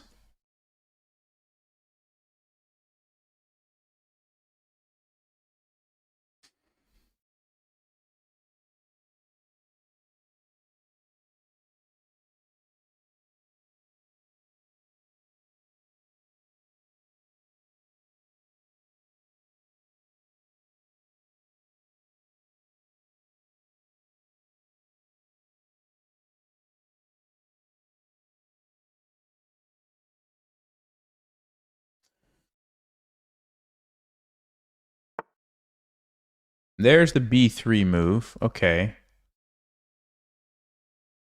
I mean, I can go here and actually attack the pawn. I don't know what white would do about that.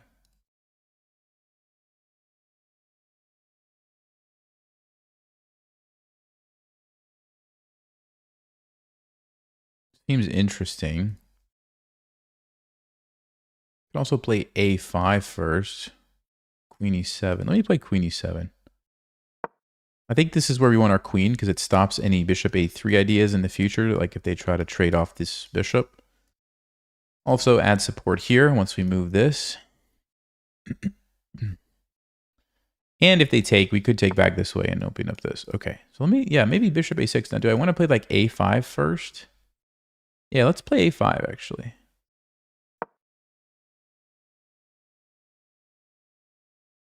So we could put the knight there. Okay, now I'm probably going to use the knight to defend this. which I think is fine for us. If they push, I think we just take, no worries. So let me do that.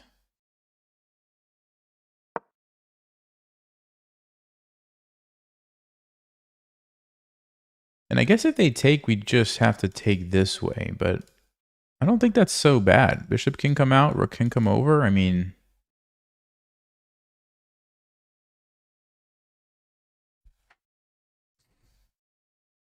there's a possibility that I'm mixing ideas that I've seen in games here, but I think it's all right.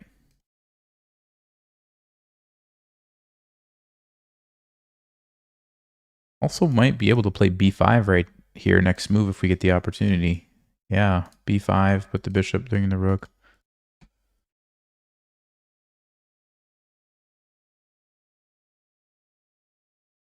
What's up, Ryan?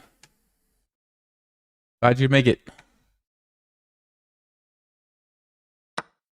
Okay, they do take.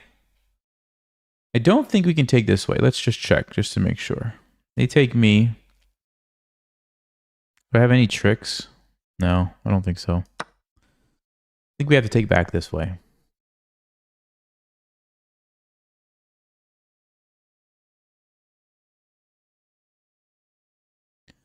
Yeah, queen c6 is an interesting move. Okay, I guess we just go here, defending the pawn and saving our rook.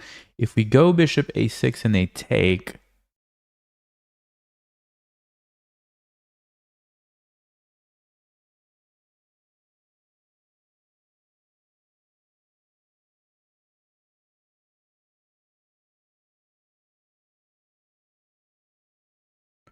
Wait, hold up, guys. Do we have some crazy queen trap?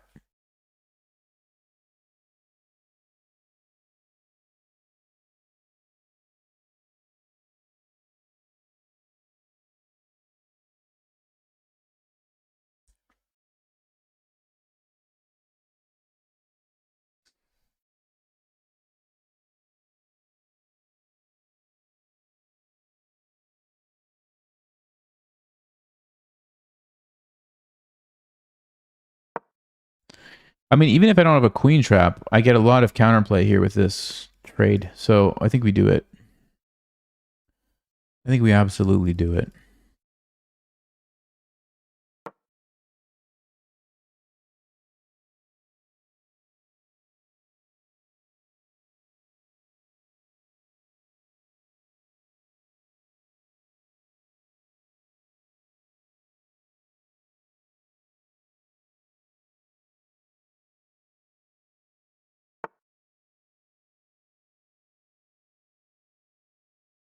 Okay, so he decides to not go for it.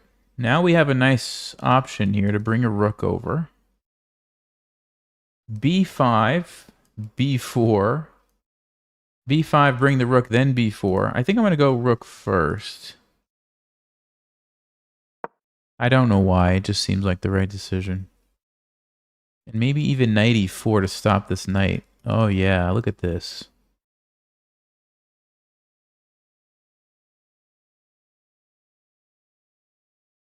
Look at this.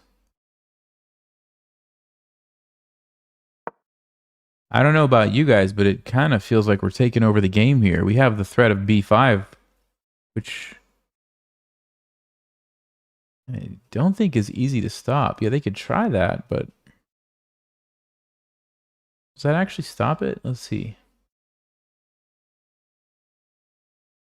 If I take with the queen, they lose this. They have to take with the bishop. If they take with the bishop, we play b5, and then they have knight b2. Oh, then we have knight c3. Oh, ho, ho, ho, ho, ho, ho.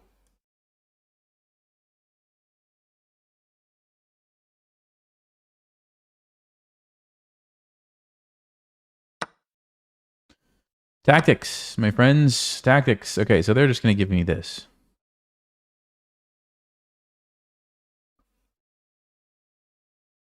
Also, I could swing the rook over first.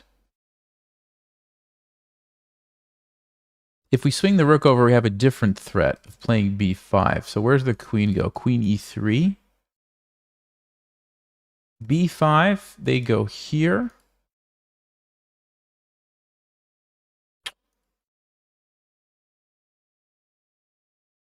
Rook c2.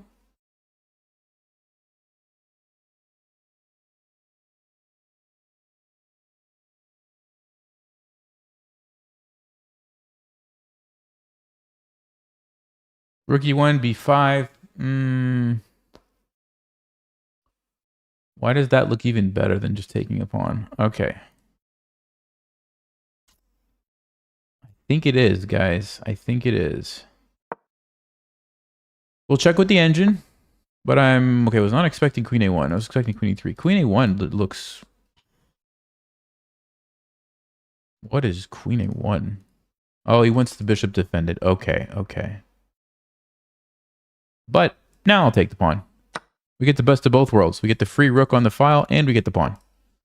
That's amazing. All right.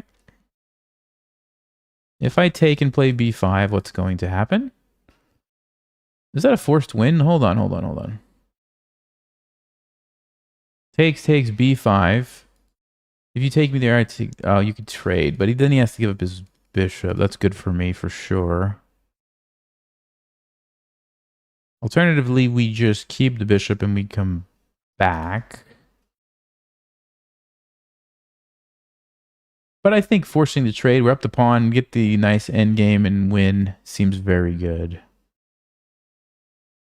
Bishop b4 is my plan. They're going to have to trade. We've got a nice pin. We trade everything. We have a knight against the bishop. We have an extra pawn. Their position is very bad. Let's do it. Wait. Yeah, let's do it. Let's do it. Let's do it. Let's do it.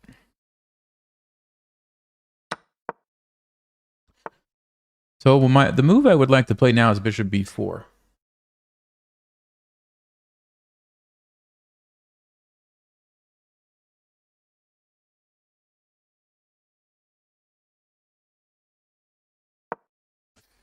And what we're doing is pinning it and forcing a bunch of trades into an endgame that should be winning for us, I think.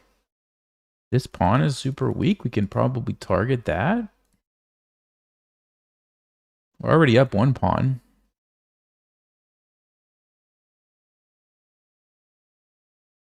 I think we're doing great here, guys.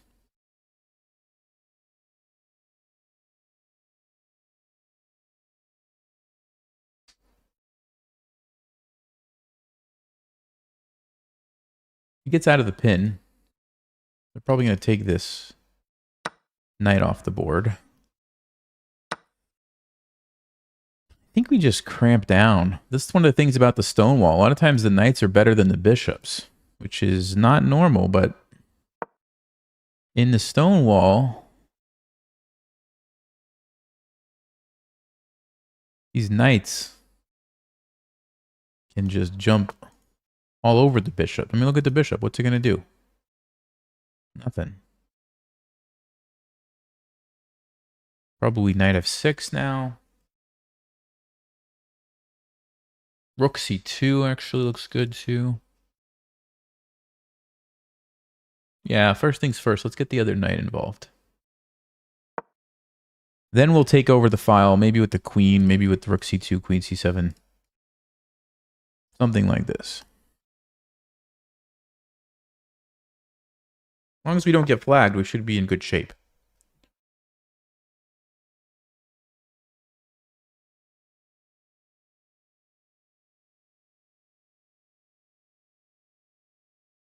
Bishop d1.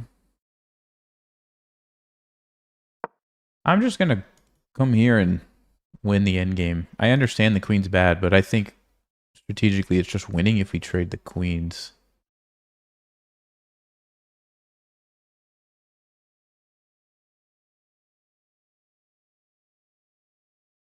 I mean, I could also just go to c2. Like, there's lots of good ways to do this. Okay, so that's something I have to pay attention to.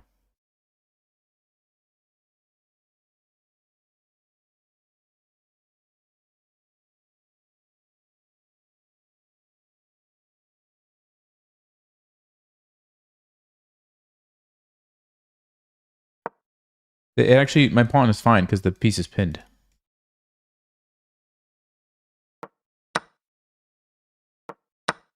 So I'm not losing a pawn. And now I can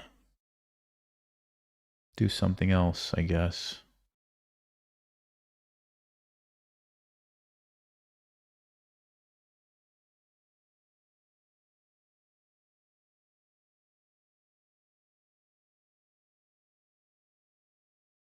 Knight c3. They're going to take a pawn, though. That's not ideal.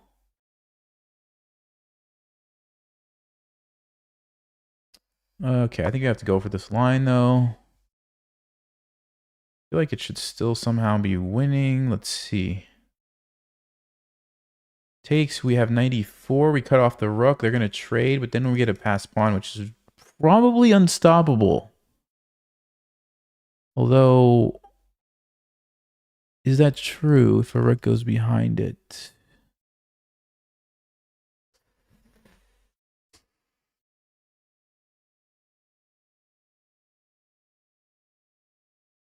Knight here, then bishop b4, unfortunately.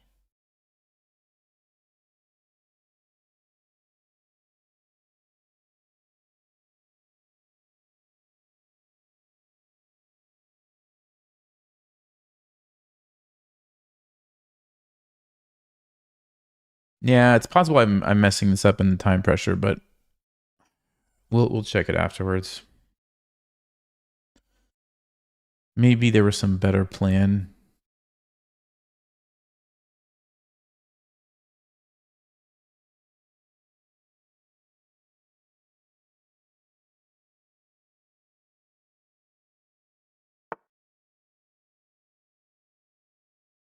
Bishop d2.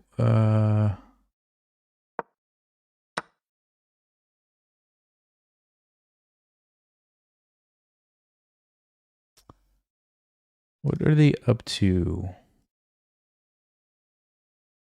What are they up to, guys?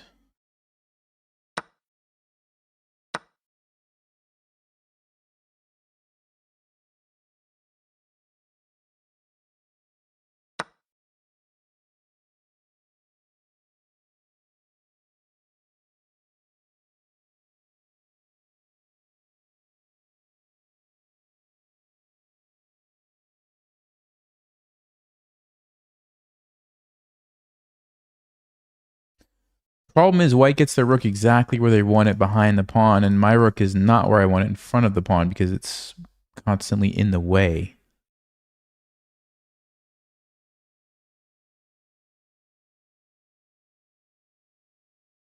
Now, if I can run the king over, that's a different story.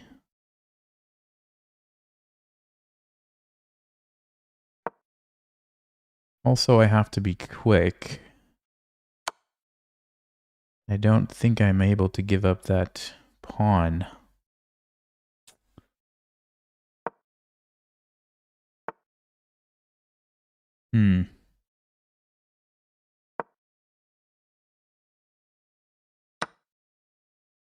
Oh, it's pinned. Guys. Ay, ay, ay, ay, ay.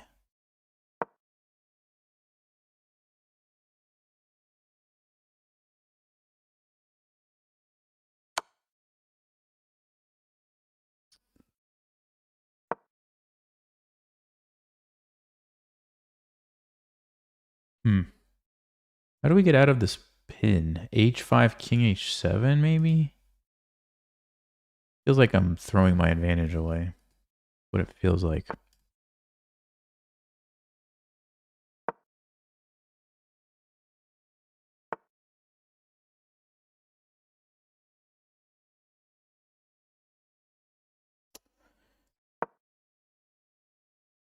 I'm just going to get flagged. I have to just move here.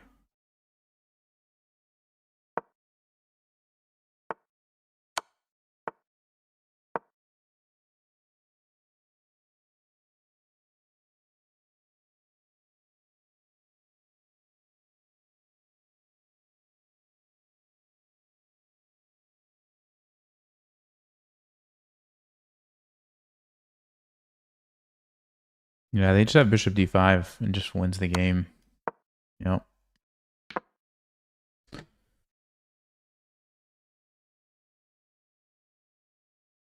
I mean, on one hand, I don't want to play longer because I think it's beneficial to get a lot of reps in because you get to play lots of different openings, which is very helpful. The losing every game on time is kind of annoying, and you can't like The problem with just playing to not lose on time is it's not good for GM training stuff, right? Like it's going to teach my mind to not go deep into the variations, which you have to get good at that because OTB games are longer. You have like 90 minutes with increment. So I'm torn on the time control. I think probably I'm just going to keep it as is and just accept the fact that I'm going to get flagged some games that are obviously was totally winning this game. We definitely outplayed them in the middle game, which is what I think counts. Like we were just taking over this game here. That's fine. Yeah, Stockfish likes this. It also likes taking right away, but it likes this a lot. Then take. Yep. Okay, it actually says the move is... I'm sorry. What? H5? Am I looking at the same board that Stockfish is looking at?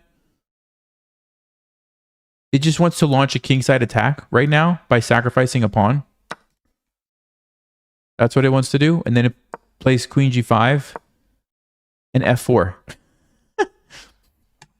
I'm sorry. This is funny. Stockfish is like, yeah, we don't really care that we're like totally winning this area of the board. We're just going to go checkmate the king. Wow. Wow. That being said, my idea is not bad. It's not as good as checkmate. This is also not a bad move, but Stockfish would have kept the bishop and played b4 and allowed this position. And again, I guess it wants to attack on the king side somehow. Knight f6 and whatever. Okay. That being said, this endgame, yeah, was definitely winning for us. Again, f4. So the king side attack. The king side attack at just the right moment is what Stockfish wanted. Queen h4 ideas. Wow. Okay, so where did I actually lose the game?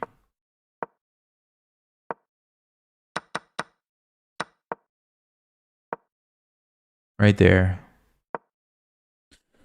So my issue was I didn't want to give up this pawn, but I guess Stockfish is like, you have to do it. You just have to do it and play this position. You still have an advantage somehow. I'm not sure why, because it seems like after we lose the pawn, we lose our advantage. But Stockfish is like, no, I guess these knights are just really good. The active rook. But that was the big mistake, allowing White's rook to come in. They should have just taken this.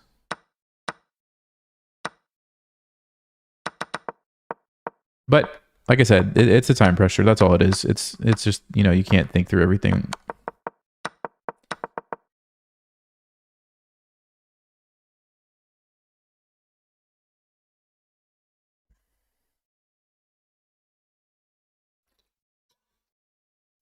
Yeah, I mean, we could play longer time controls. I guess the other issue is in the past, I think the cheating problem is even worse on longer time controls. So that's one thing.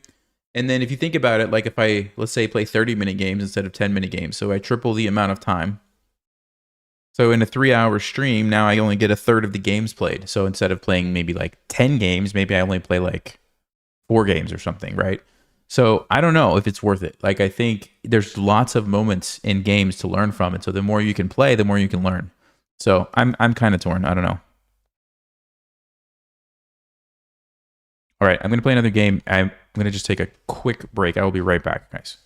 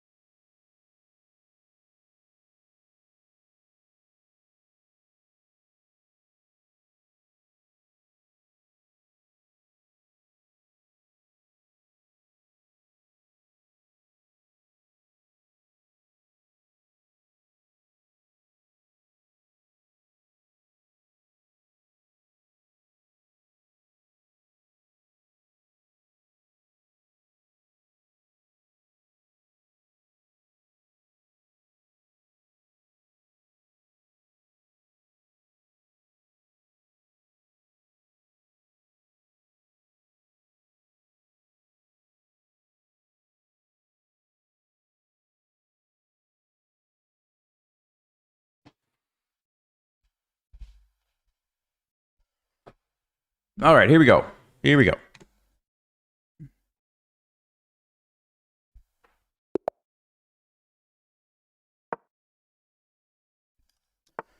Okay, let's go again. The nice thing about this opening, I will say, is against d4, you are likely to get this set up like a lot, the knight and the pawn. So your chances of playing this are very... e6. E6, E6. Yeah, I'm pretty sure we just go knight f3 here, right? The line I looked at, there was a knight on d7. I don't know if this changes anything. Let's see if they put the knight there. Okay, they do. Yeah, I'm pretty sure I looked at e4 now. Yes, yes, yes, yes. There's this line where they play h6 and you go back and you let them take the pawn. Yeah, this is what we're going to do. This is what we're going to see. They have the option for g5 here. It's a pawn sacrifice. It's a pawn sacrifice. Okay, let's go. This should be an interesting game. This should be a really interesting game. Knight takes, we take, they take, we put our knight here, and I looked at a few lines, so let's see if I remember anything.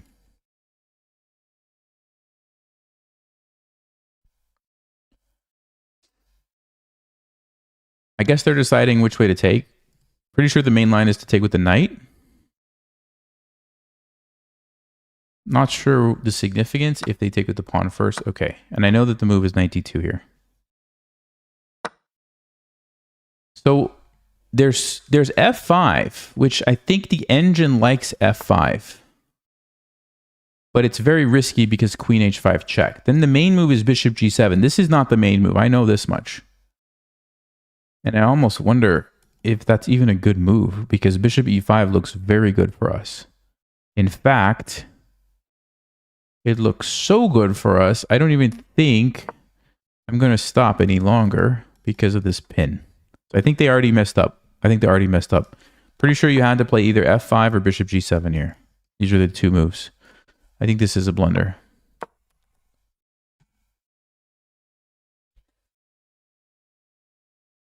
Okay.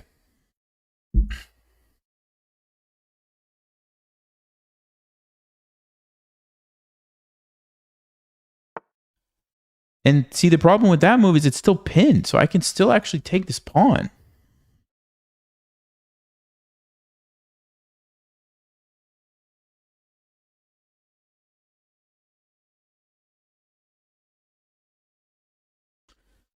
Yeah, absolutely. All right, so we'll take the pawn back.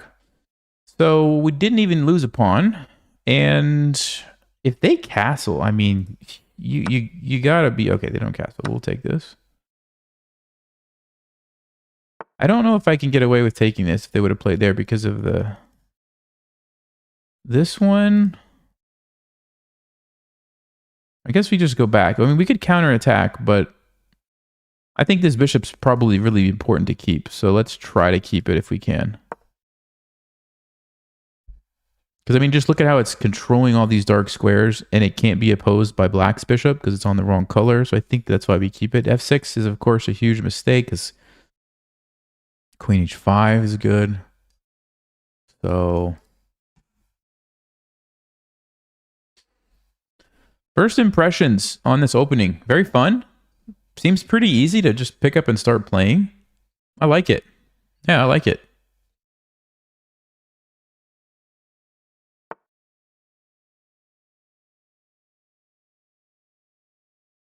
Okay, first thing that I need to figure out is could there be some tactic here?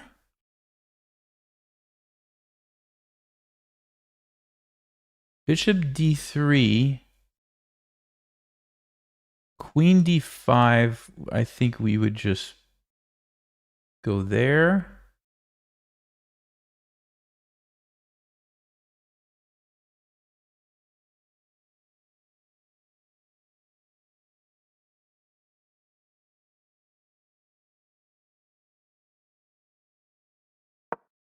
Yeah, this looks really bad for black. They should have played like rook g8 earlier. I think they just are blundering everything here.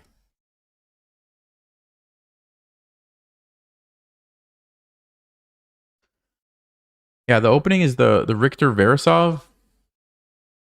or Richter Verasov. I don't know how to pronounce it, but yeah, the nice thing about it is like it's very difficult for black to not play it. Because when you play d4, like d5 and knight f6 are like super common.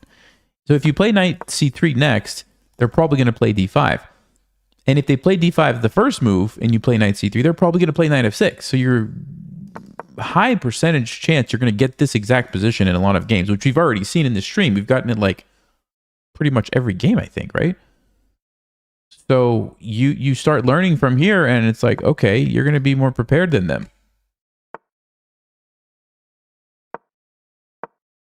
I'm a fan. I'm actually a fan. Yeah. Maybe I'll do this, guys. Like, let me know what you think. Maybe from now on, I'll like just spend like a couple of hours before the stream, learn an opening, and then we'll just try to play it during the stream. And so we can just learn different openings every stream. How does that sound? The problem is not all openings, you know, you can play every game like this one, but that might be a fun strategy still. Okay, so yeah, definitely. I mean, this has to be good for us, right? Has to be. I'm just wondering, is there any reason to play any other move, like trade first? But probably not. I think we just throw in the check and then go get the king.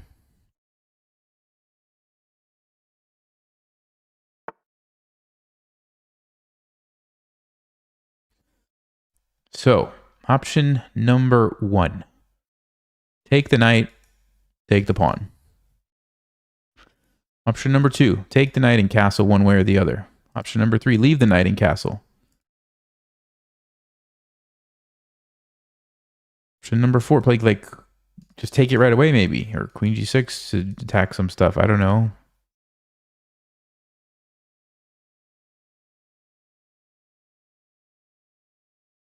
Does taking the knight benefit him or me? I mean, it's a good knight, but it's also a good bishop. Like, I don't know.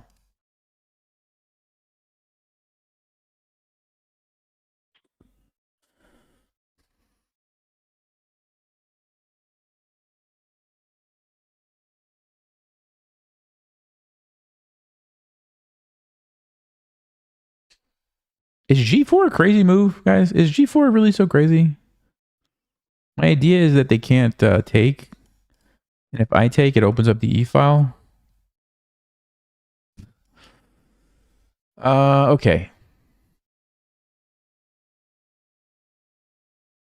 What is black? Okay, what is black most likely going to try to do? Well, they have to try to castle to get away from this mess. So they're going to try to move this, maybe check me and somehow castle. They're pinned, though. That's a problem. So what if I just take and castle? Because that keeps this. You can always take this later. Now we have a rook lined up, so you can't really take me. I'm threatening to take you. I think that's the best. Let's take it in castle.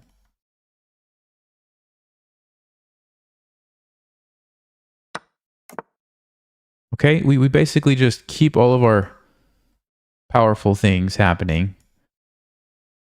Get our king to safety, and black is just left with nothing to do. Queen d5. Okay, I mean, we can defend that easily enough if we have to.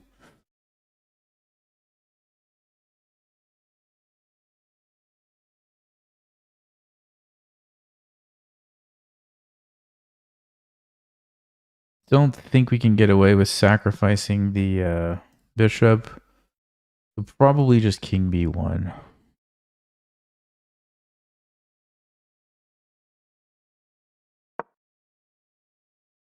If they take, I think we are just going to take with the bishop.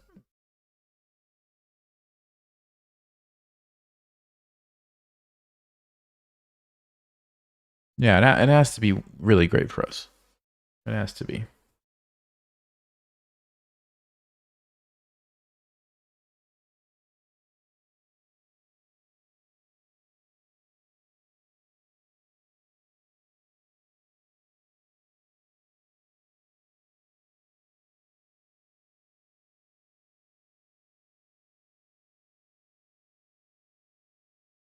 Black's problem is how do they castle, right? Because if you play bishop d7, you would want to castle, but you can't. So okay, they're closing off my rook. Makes some sense, I guess.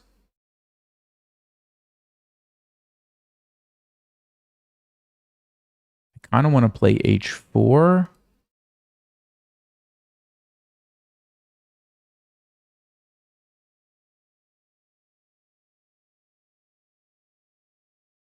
I mean, if I just take bishop d7, check, they go back, I check again, they have to put the rook back into the pin, and I got a pawn for free.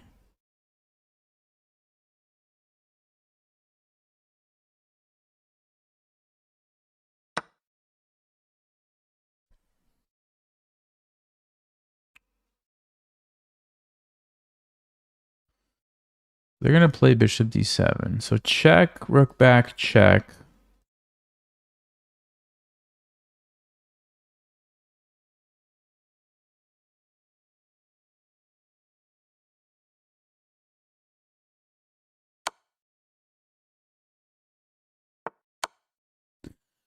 Actually, when we take this, we stop them from castling too, so we could probably just take another pawn.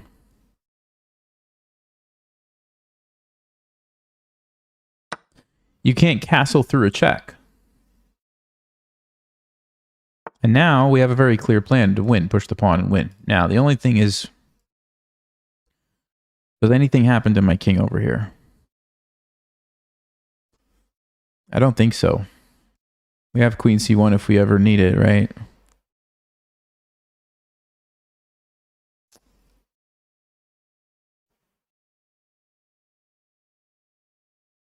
I could also just take this, but I think I want to just keep everything closed, or even just leave it. Just let them take me. Don't even know if it matters. Because if I push, queen a5, h4, queen here, queen c1, takes, they do get some activity.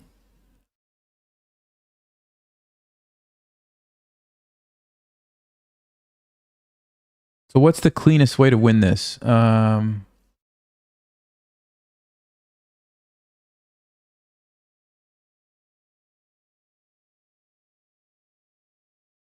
What's the cleanest way to win this? Ooh, b3, queen a5, bishop d6. I can't play bishop d6.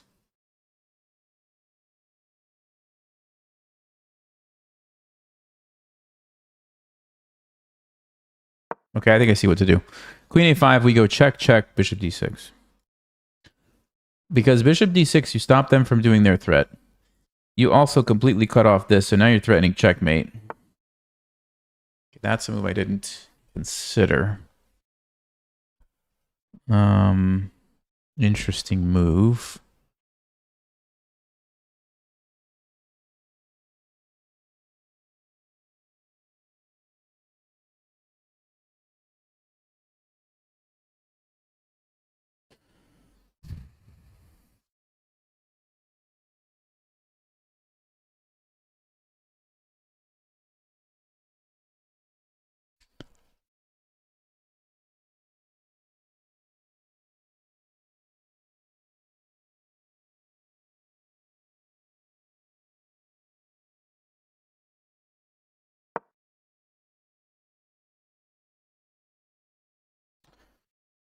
I'm going to go here and just win the game.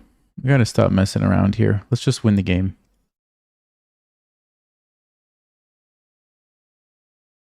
Also, I could just take the pawn. My king is fine then.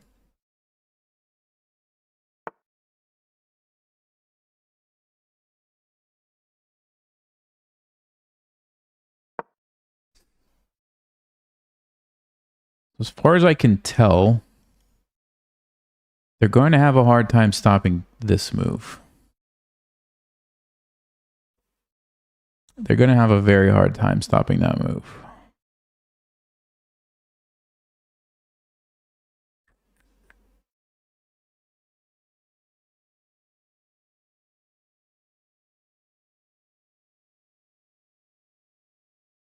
Guess they have to move their bishop somewhere and then check and try to run maybe, but that's going to be losing.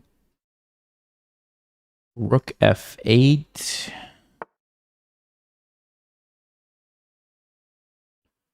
Okay, that's interesting. Wow, good try.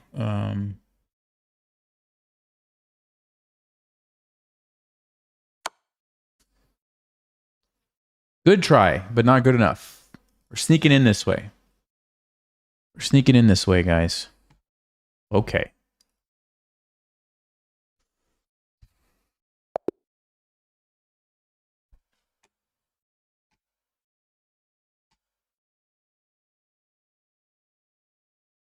That was pretty good.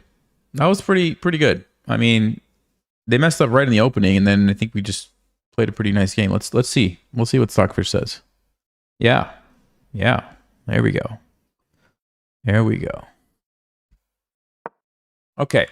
So for those of you guys just joining, here's the deal. We've been playing this opening called the Verasov, where you start with d4, then you go knight c3, then you go bishop g5. Okay? Verasov attack. Richter Verasov attack.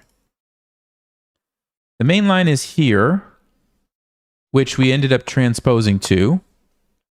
And then after e6, what you're supposed to do is play e4, and it's like a French defense, right? Like imagine if they played the French, and you played knight c3, and they defended, and you attacked, and they went here, and you went here. You'd have a French defense. Well, interesting thing is when they play this, and you go back, you're inviting them to cut off the pin. So now there's 2 attackers, only 1 defender on the pawn. Well, Stockfish loves it for black, but practically, black has to be very careful. And the Stockfish line is f5. You're supposed to allow this check and put your king on e7. And apparently this is good for black, but who in their right mind would want to play this, right? Unless you've literally studied this a lot. So, okay, that's one thing. The other move is bishop g7, which a lot of people play. Actually, I think bishop g7 is played more often. Knight f6 has been played 2 times, but white won both games. Okay. And it's because bishop e5, which we kind of knew. Knight takes e4, which we kind of knew. They did this. Okay, great. Great. We took advantage of this. You're enjoying the opening theme stream. Hey, thanks, Michael. Appreciate it. I'm glad. So they play f5 to try to hold on to the piece, but it allows me to come in here. Rook f7. Stockfish would have castled queenside right away. So I'm curious about this because I did see this. But then I was like, well, why would I want to give them a fork for no reason when I could just take the knight? So what's Stockfish's idea? Check. Bishop d7. Takes, creating a pin. Even if they take you, it's okay because you replace it. And they take here, you actually are winning their queen. And this is a great position for you. Interesting. Yeah, so I just kind of like misjudged, I guess, how strong that was. That being said, bishop takes e4 is also a good move on Stockfish's list, and castling is good. So we made a good decision. Queen d5, king b1, c4. This is fine. Stockfish is h4, marginally better.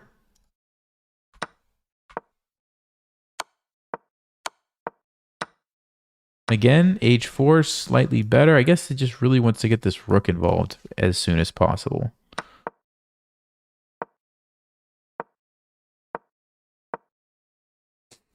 Queen g3. Okay, so my moves are on the Stockfish list. They're not like perfect. f3 is somehow a little better, but it's very close to being the top moves. Yeah, bishop d6.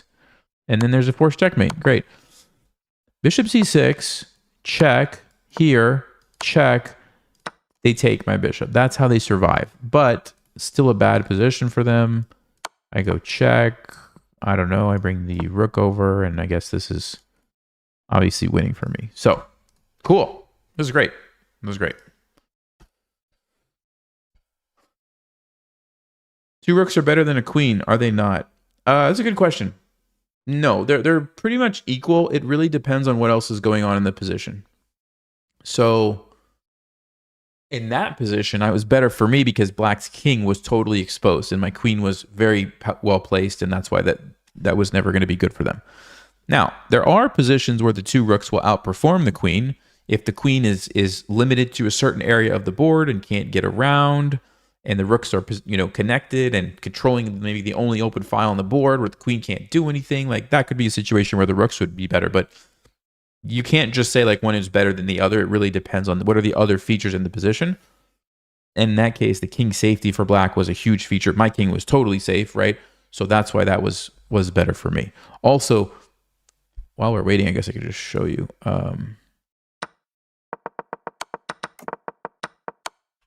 Never mind. Sorry. I was going to show you some more. All right. So what if we just play some like mainline openings? Let's just try to play mainline stuff as much as we can. Bishop b5. Okay. I mean, let's just play like the normal stuff. I don't usually do this, so we'll see how this is going to turn out for us.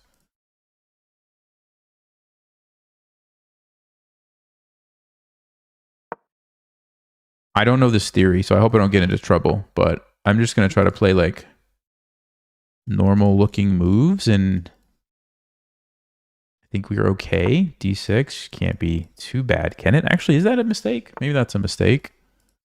Because knight g5, I don't really know what I'm doing here. Let's see. How about bishop e7 so I can just castle? And let's try to find a move that makes some kind of sense logically. Bishop b7. Can't be bad. Okay, I don't know the theory, so let's just be a little careful here, but knight a5 seems reasonable, doesn't it?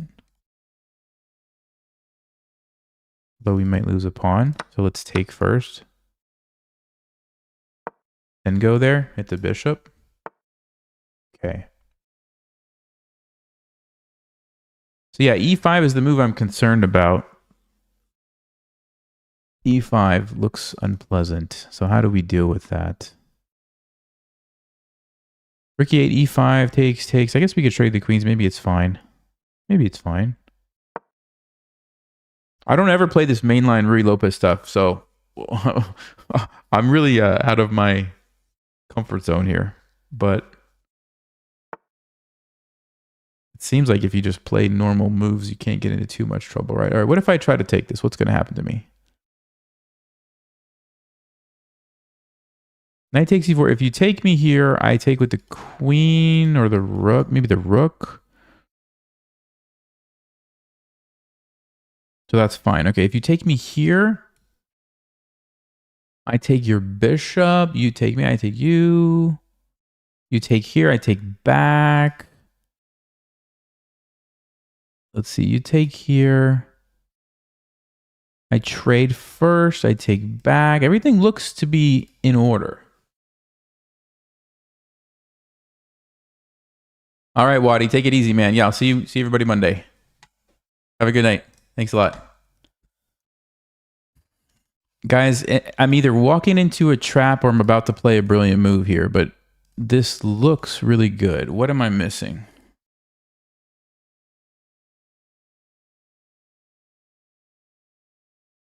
Of course, takes can't be bad for me, right? Takes, we take back.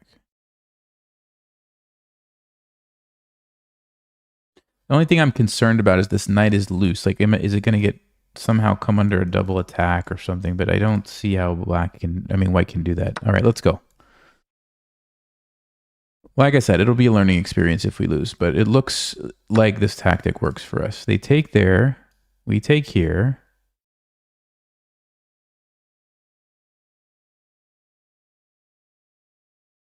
Wait, or do I need to trade first? Hold on. No, if I trade first, that's losing for me because then they take here. Yeah, so we have to take this right away. Oh.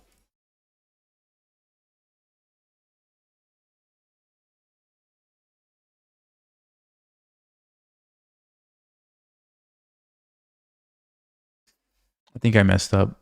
Actually. They're going to play bishop h7.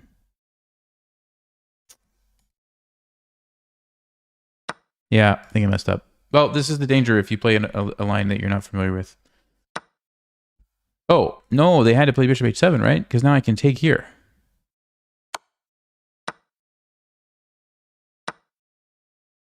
No, this way I do win a pawn. So I think they just messed up. I think they had it and they messed it up. So somehow we ended up getting the pawn. Okay.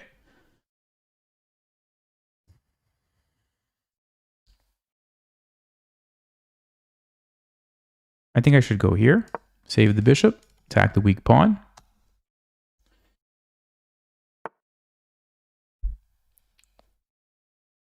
Okay, knight's under attack. The knight's awkward. How do we do with the knight? Queen c8, rook b8, knight a5 to c4.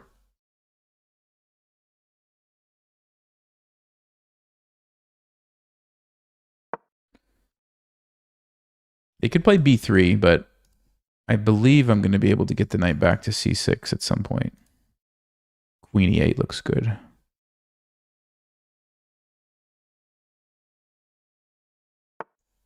Ooh, knight d5. Okay, what's going on now? Yeah, got to be careful here. Got to be careful here. Looks like we need to get the rook away from this.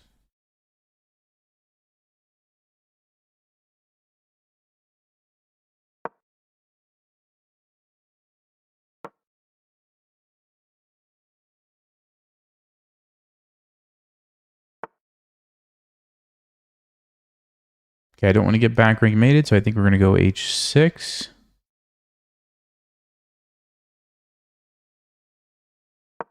Because otherwise they could take and checkmate me. So we fixed that problem. We also stop anything like this. Okay. I'd like to get my knight somewhere closer to the action. c6, d5, knight here, here, here, something like this. That's a clever move. They want to take and then hit my rook. So we have to move the rook. It's going to mess up my pawn structure, though. I don't love that.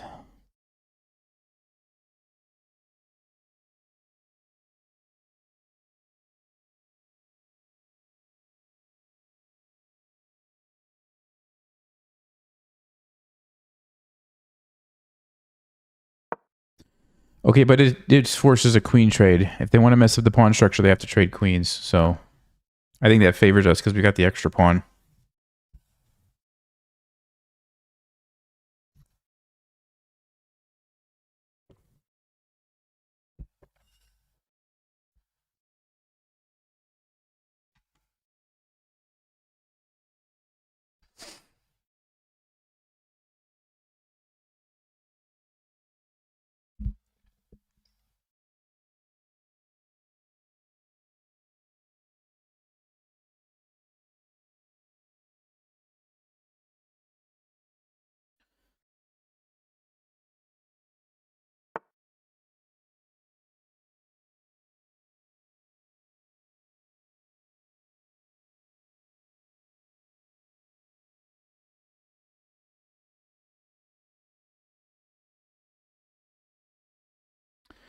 So knight c6, then I'm threatening here, but that's actually, no, they have this move.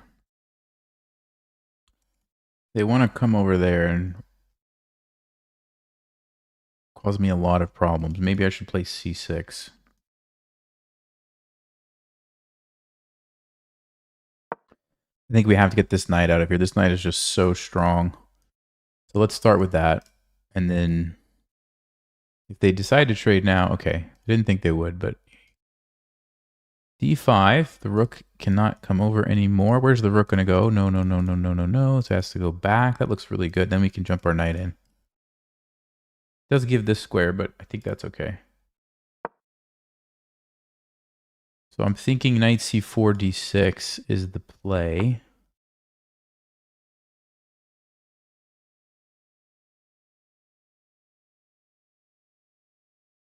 Let's go. Let's go bring the knight.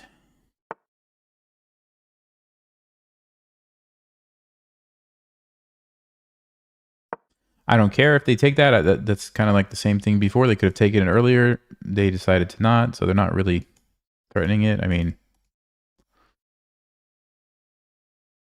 Queen G4.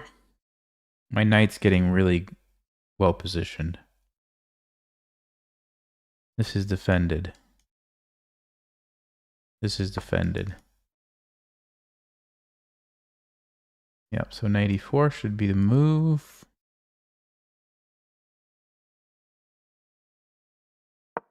I won't be able to take with the queen, unfortunately, but that's okay. We'll take with the knight. We'll just take with the knight. Okay, we're still not out of the woods yet, but it feels like we're getting a little closer.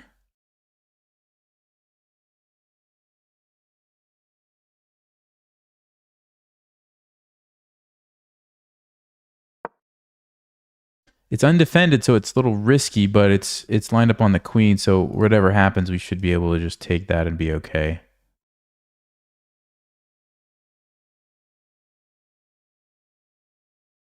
Yeah, if I can get my rook, let's see. Rook c8, do we have to do that? Maybe. Man.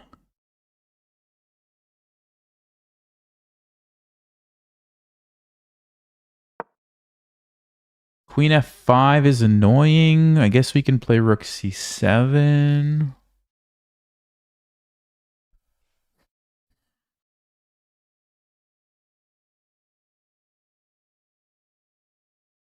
Yeah, doing an awful lot of defending this game.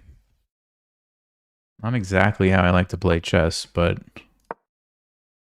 sometimes you have to do it.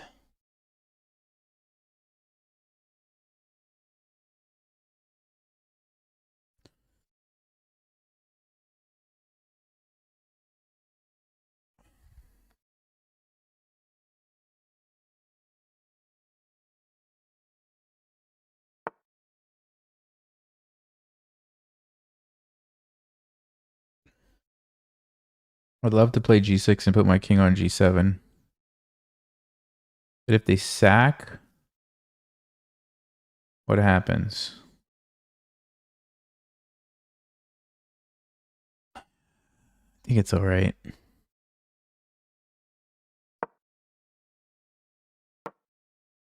They're going to get 3 pawns, but I honestly think it frees up our position more than what we're dealing with right now. So I'm okay going for it.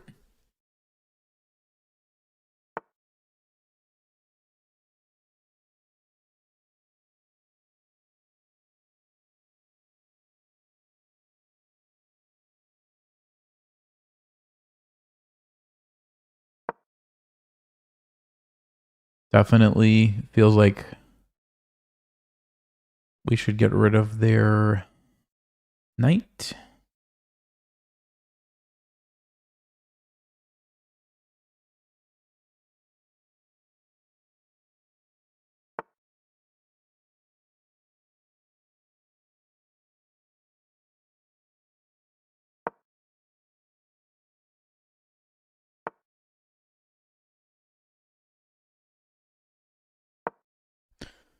Okay, we're slowly getting there, guys. It's just a question of we're gonna get flagged or not. I want to get my knight on c4. They might stop me, but then I can play at least here. Okay, I gotta watch out for knight f5, so maybe I will move my king again.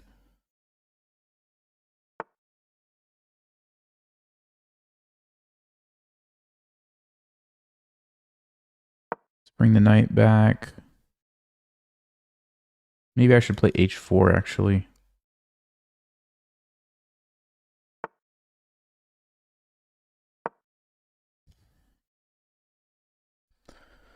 We're threatening queen g3, I think.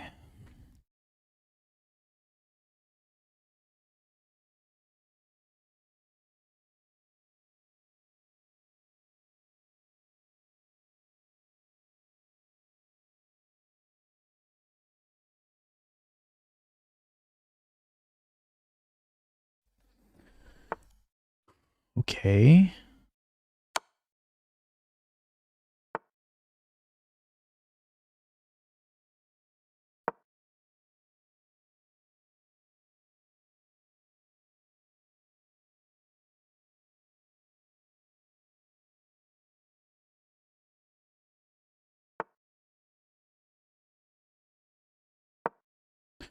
Just defending, and I'm going to try to reroute the knight somewhere here.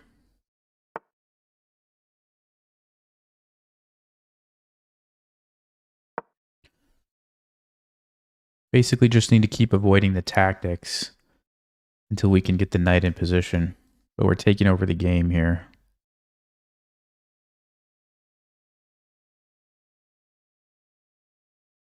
White is almost paralyzed. They might be able to try something like this. Yep. But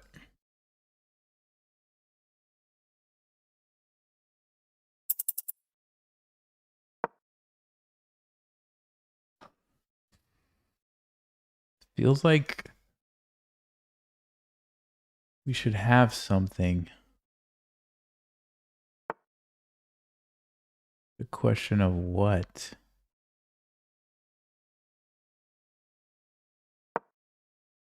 It does allow them to take here, but I have to believe my knight is in a great position.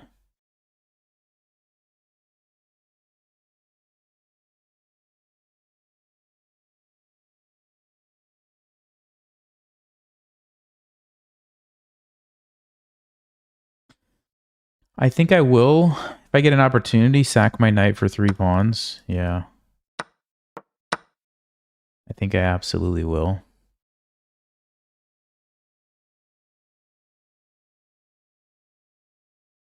Because then white's king is really exposed. We have this pawn, which is very far advanced.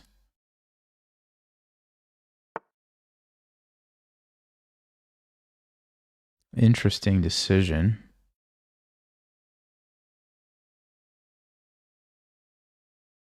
I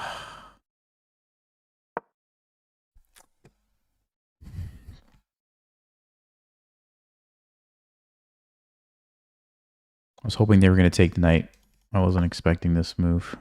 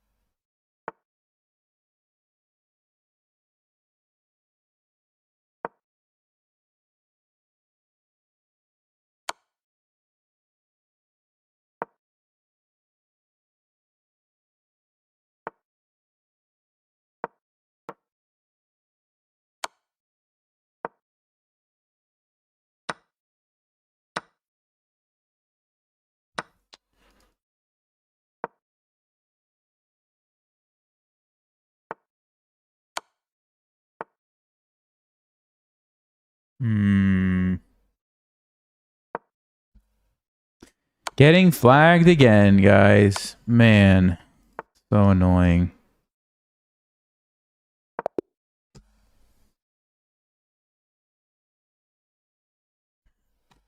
Well, like once again, I think it's fine. We're outplaying everybody. It's just losing on time, which is fine. I don't really care. I want to learn from the openings. I want to make sure that my middle game and thinking through things is going well, which it is. Getting flagged is not a big issue. It's not. Yeah, this is what I want to see. I want to see the bar going in my favor in the middle game.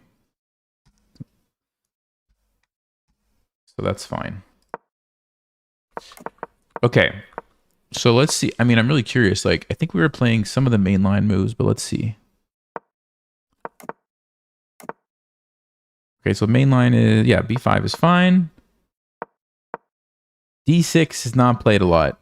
It's too passive. So the bishop needs to be outside the pawn chain. That's what I did wrong. Bishop needs to be outside the pawn chain. Okay. Yeah, this is real passive.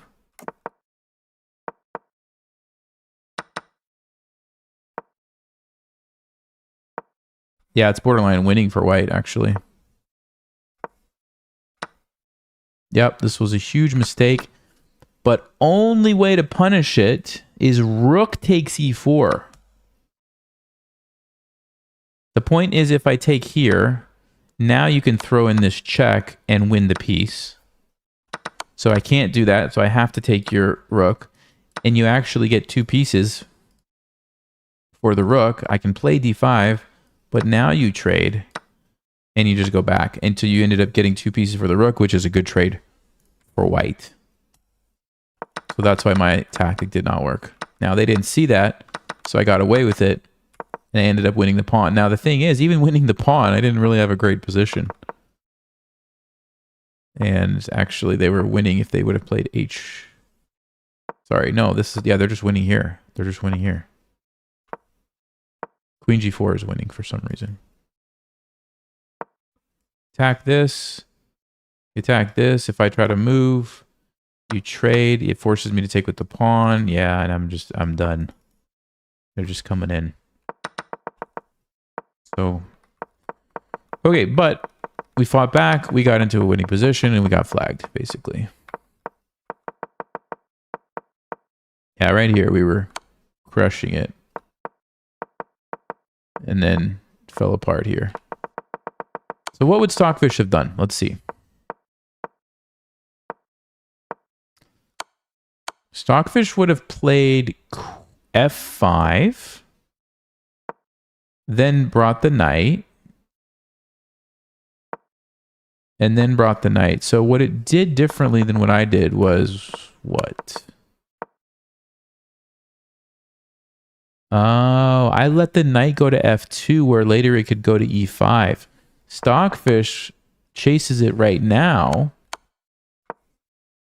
And it ends up going to e3 where it's going to have a really tough time getting here. Because how do you get to this square from here? It's not as easy as from here. Interesting. So it was a subtle thing about allowing that knight to get into e5, I think, that was really bad that I did. Yeah, because once the knight got on e5, white's basically fine again. Now, if they would have taken my sacrifice, I think we were going to be great. We have at least a perpetual check. And there's probably ways white can go wrong if they're not careful with the pawn.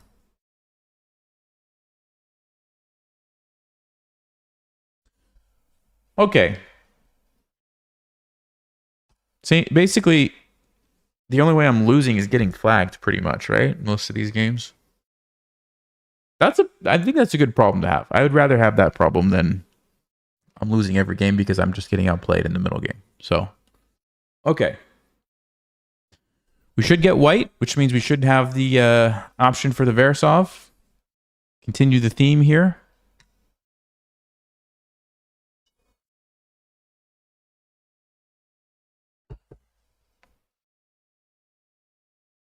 Never mind. No white for us.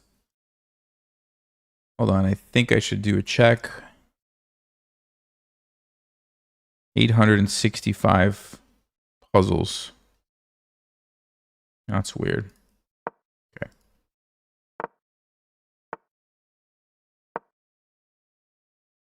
Triangle system. Let's just play some normal moves. How about this? How about take? How about b5? Okay. I guess we go here and defend the pawn.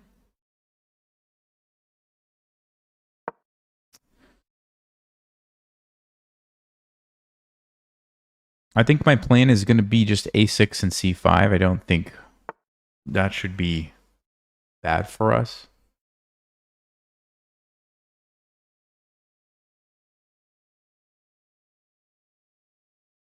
Whoa, whoa, whoa, whoa, whoa, whoa, whoa. Whoa, whoa, whoa, whoa, whoa. I'm about to get checkmated here. We got to get rid of one of those knights. That was about to be bad news. That was about to be really bad.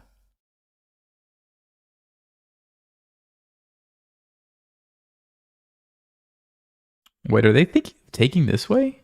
Are they really thinking of that? Yes, they are.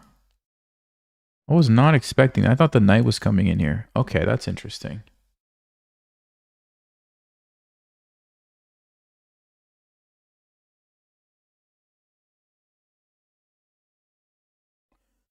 That is very interesting. I guess I just plant my knight here now. As long as this knight doesn't end up somehow getting here, I think we're okay.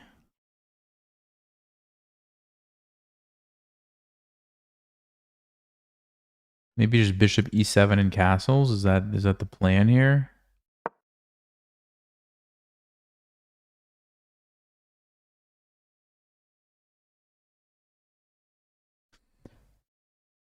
See, the thing about playing all these different openings is you get exposed to all these different types of positions that you might not be familiar with. So I'm hoping that over time, if I keep playing lots of different openings, I'll get better at, okay, how do I, respond in a certain position, right? I'm going to play a6 because I really want to play c5 and c4, but I need this to be defended.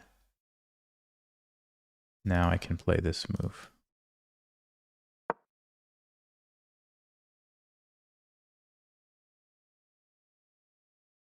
And it feels like our position is pretty solid right now.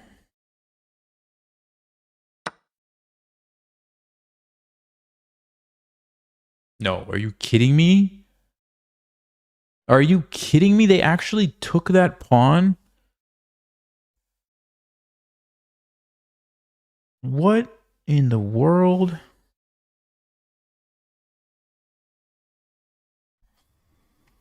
Okay, there's one thing I'm thinking, that g6 traps the bishop, but then they're going to sack it for 3 pawns. Okay. That's fine, I guess. Or I don't do that and I just say, okay, I lost a pawn, but now I have the open H file. That move just totally shocked me, to be honest with you guys.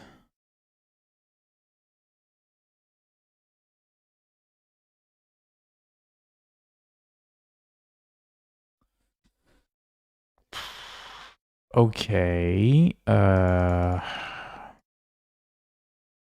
just going to leave it, I think, and not worry about it. And maybe try to attack the king somehow. Bishop takes h7. I mean, if that's the best move, I'm going to have to wonder about this person. Just going to have to wonder. All right, I guess I'm going to castle here. I'm going to try to attack this way now since I have the open file there.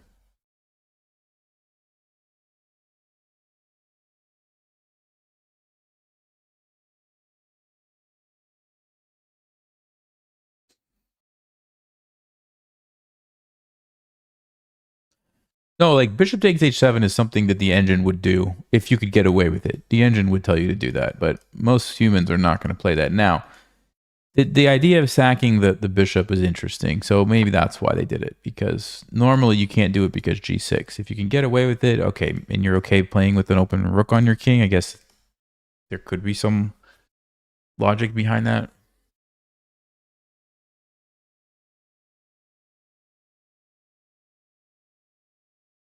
I'm just wondering, how do I attack them? Do I go g5, g4?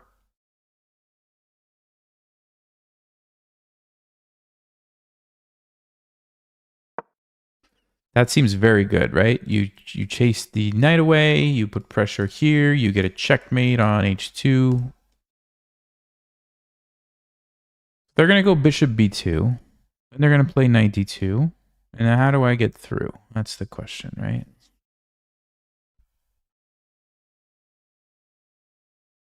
f5, they can't en passant, so we could throw that move in to force them back here.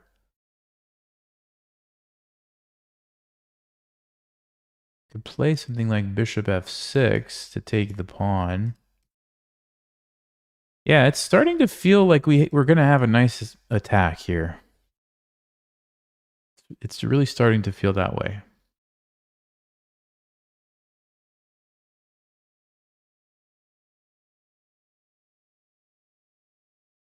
Are 3 pawns always better than a piece?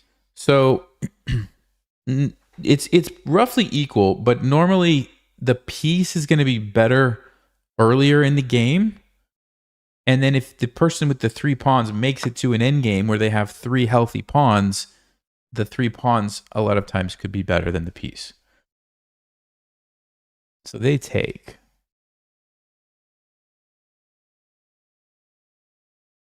Wow. They want to play e4 and take my pawn, I guess? Or is that just ridiculous? If I take with the rook, they still can play e4. We can do a crazy sack here, which actually is probably not even that crazy. We take with the bishop and they go there. I could play g4. They take me, I take them. That also looks pretty good. I think I like this one better, though. And sack here. What's their move going to be if I do that? I have no idea. Let's go. The e4, I want to just take this. I just want to take it right away. Yeah, they're not going to take me back because it's a fork, right? So it also defends this. We're threatening this.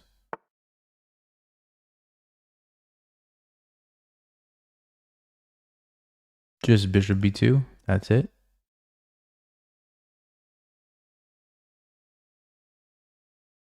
What is happening? All right, hold on. If we take, they take, we get a queen, they get a queen. No, we end up losing material.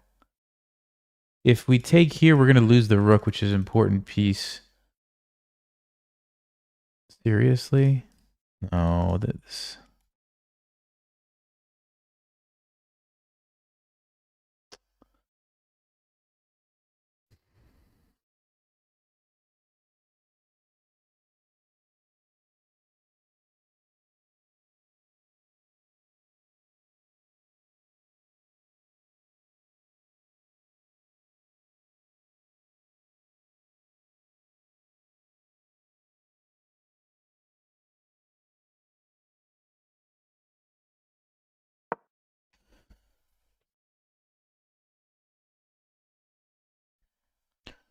I'm really curious about this game. I'm really curious about this game.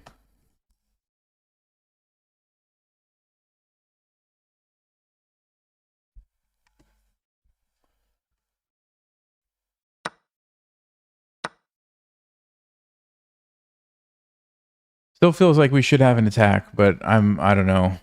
Starting to feel like white's going to be fine. But let's see.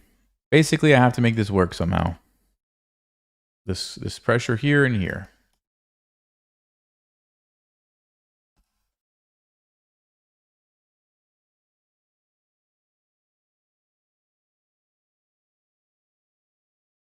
Like, are they just going to play f3 and let me take it and run? Is that what they're going to do? Something like that? I mean, that's crazy if that's the case.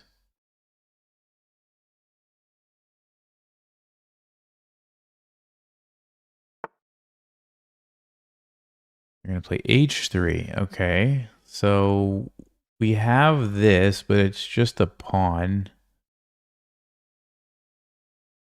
Let's say I play g4. What are they going to play? Rook c1 takes here.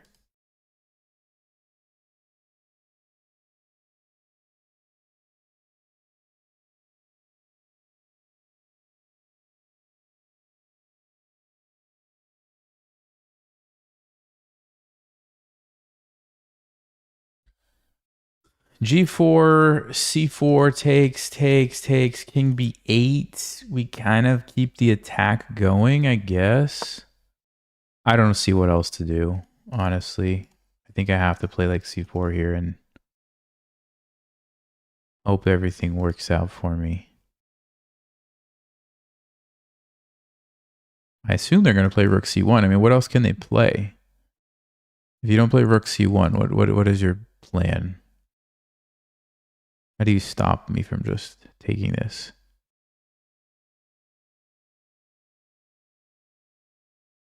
I'm expecting one of the rooks, and then I'm going to take it. No, I'm going to play C4.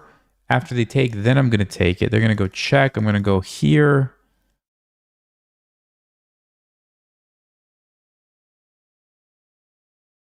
They could force a queen trade, but they have to give up a rook to do it. And then they have a bunch of pawns, and I have a bishop. Which, I don't know.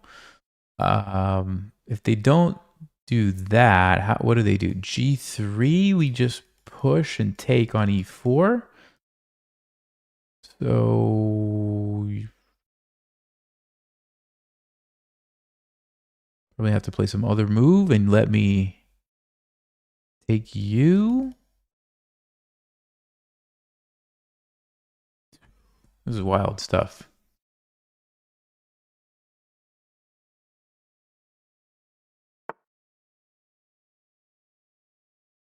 Okay, they go for that. Let's go. C4. We're going to take. There is bishop E4, but I don't think I want to do that move just yet.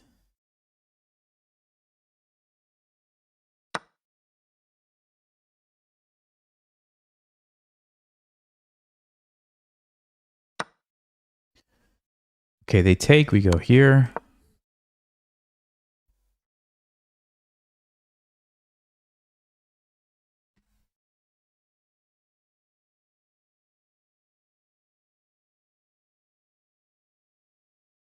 They spent a minute and then a minute and a half on those two moves. I'm wondering what they calculated here. Like what was the plan? F4?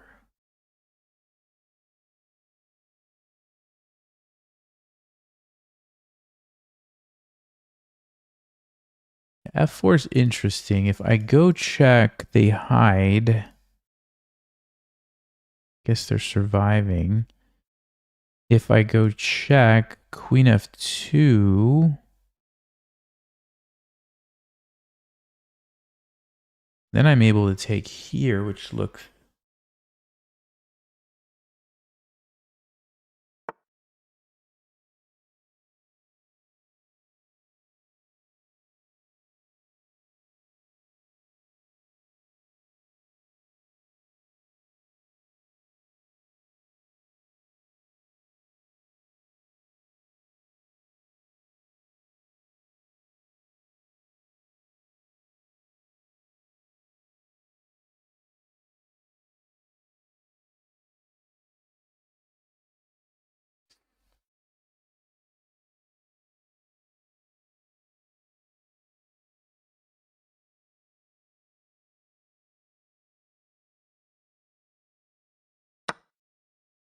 Oh, my rook!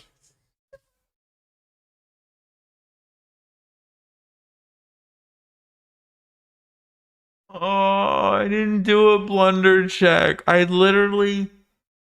I literally have a course in Chess Vibes Academy, which is coming out. It's called Blunderproof Protocol, and I didn't do it. I didn't do my own system.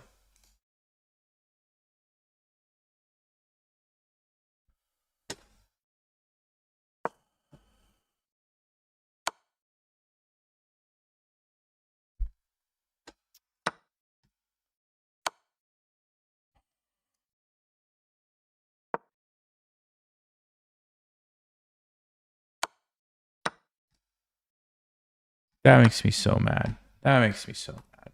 I can't believe I just did that. Now, the only thing that will make me feel better is if I was losing anyway and it didn't matter, which might be possible. I don't know. I'm really curious about some of these moves. Like bishop takes h7. I want to see what Stockfish says. Like, was that really the best move?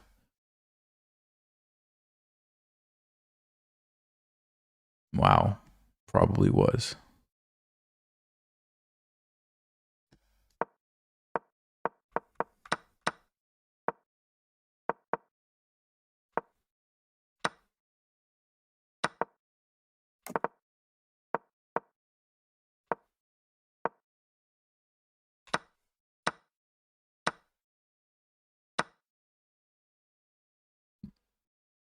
Yep, it is the best move. Okay. I mean,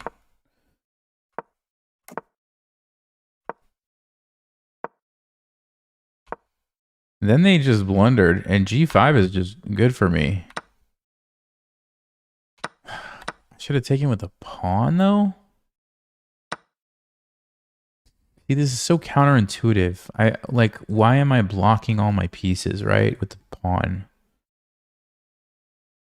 You're giving him this option. You're blocking everything. Like, it just doesn't make sense to me. I guess the point is you need to use the pawn and then you open up everything.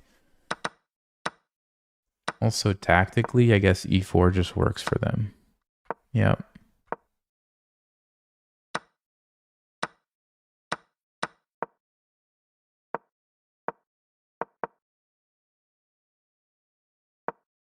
The move here is rook h5. I didn't even think about defending the pawn that way. That is a very fascinating way to defend.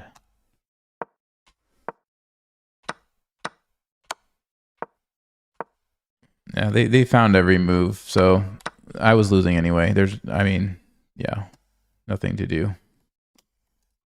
So I don't feel as bad. Even if I didn't blunder the rook, I'm just losing. There's nothing here, apparently. You have to just take it and take here. Try to survive, but it's winning for white because the rook is better than the bishop.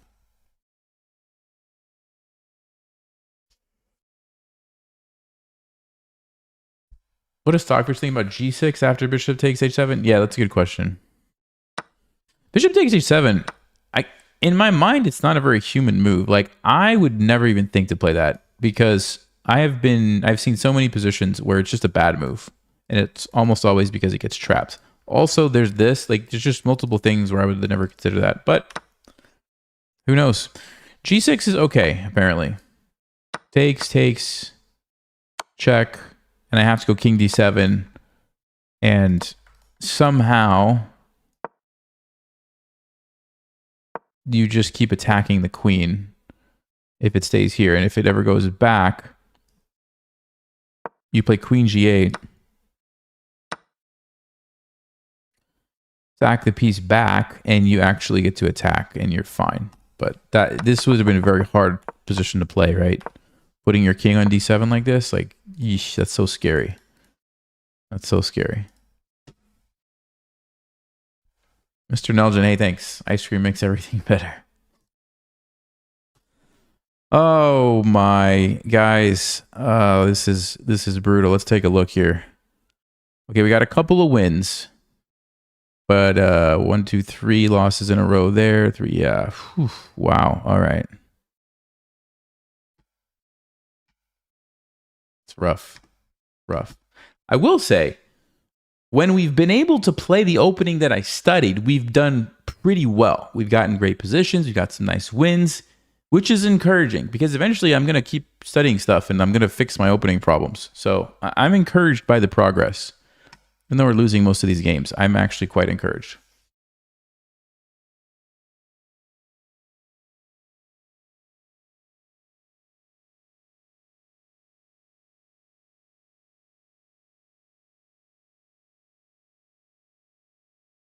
Yeah, so quick update. As far as GM title, my FIDE chess rating. Oh, it's the same guy. All right, let's play him again. Close the other tab. Guess we'll play him again. Doesn't want to play me again. Wow. Okay.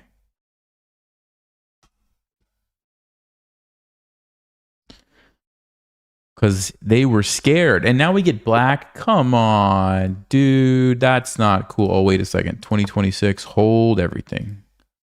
Hold everything. Yeah, 1,500 puzzles, 1,700 blitz, 1,600 bullet, 94 accuracy. No reviews on the games because they knew what they were. No. This is I could report instantly, but I think I'll just abort instead. But this is definitely. Yeah, we're not doing this. We're not doing this.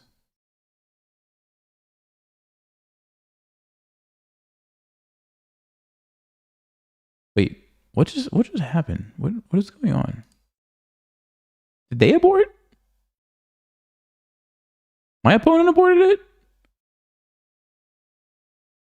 That's weird.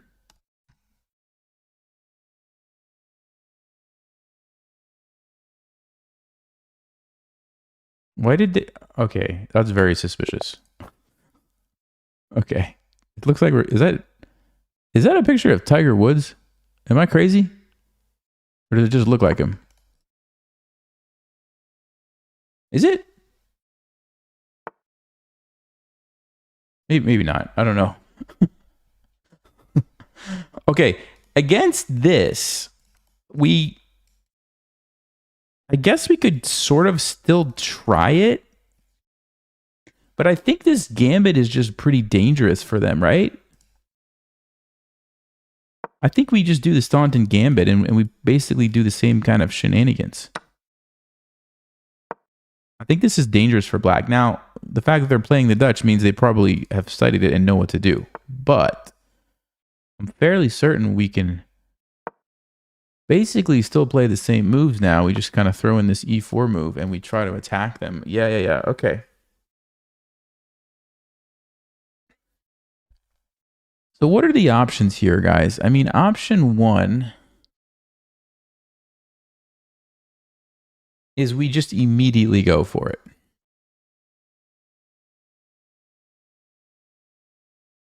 Option two,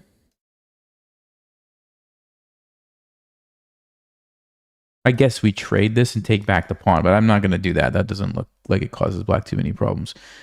F3, just sack the pawn, bring out the bishop, castle, and have that position. Queen d2 and trade off the bishop and then try to attack the weak king. Bishop c4, is this a move? d5 is not really an option. So we could probably also play bishop c4. And then on e6, we jump in here and get really annoying with the pin. Wow, I wish I would have studied this one because I feel like a little bit of studying would go a long way against this line. We'll have to check it after the game. This is not crazy either, but I feel like developing the pieces maybe makes more sense. So let's play bishop c4. But I'm really curious about, like I said, f3, h4, some of these other ideas.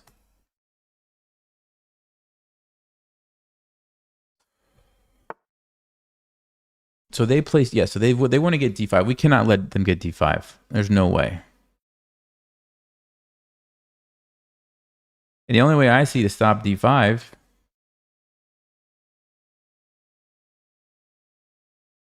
is to play it myself, right?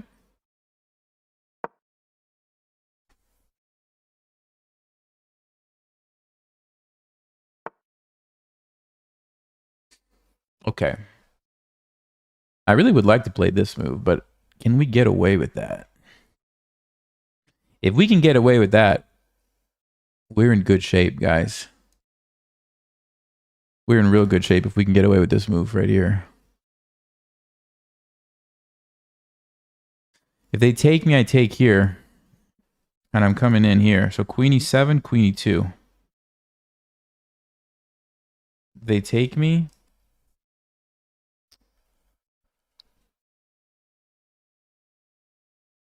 So d6 takes queen e7 though, is a problem. Queen d6 takes here. I move, or I play knight e2. No, I'm losing too many pieces, I think.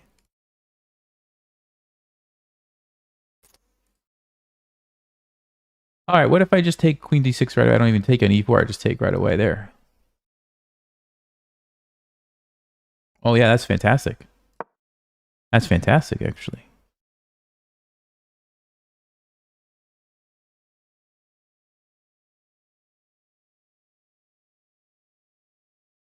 Because here's the point. If black cannot move this pawn, then they can't move the bishop, and they can't move the knight, and they can't move the rook. So one pawn is essentially stopping three of black's pieces in a sense.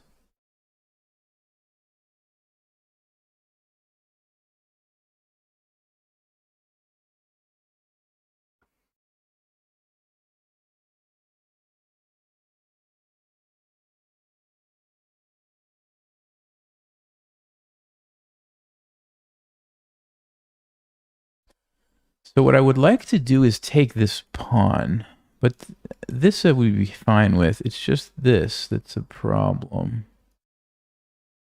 Knight h3 is an interesting way because then we're basically threatening this. So they have to go with e6.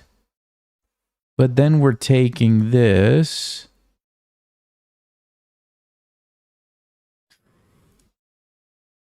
I don't have to sack the bishop, though. I mean, I could just move it, right? I don't have to get crazy. I could also just take it. If they take with the bishop, queen g4 almost looks like it wins. So they take with the pawn. Queen g4 still looks like it wins.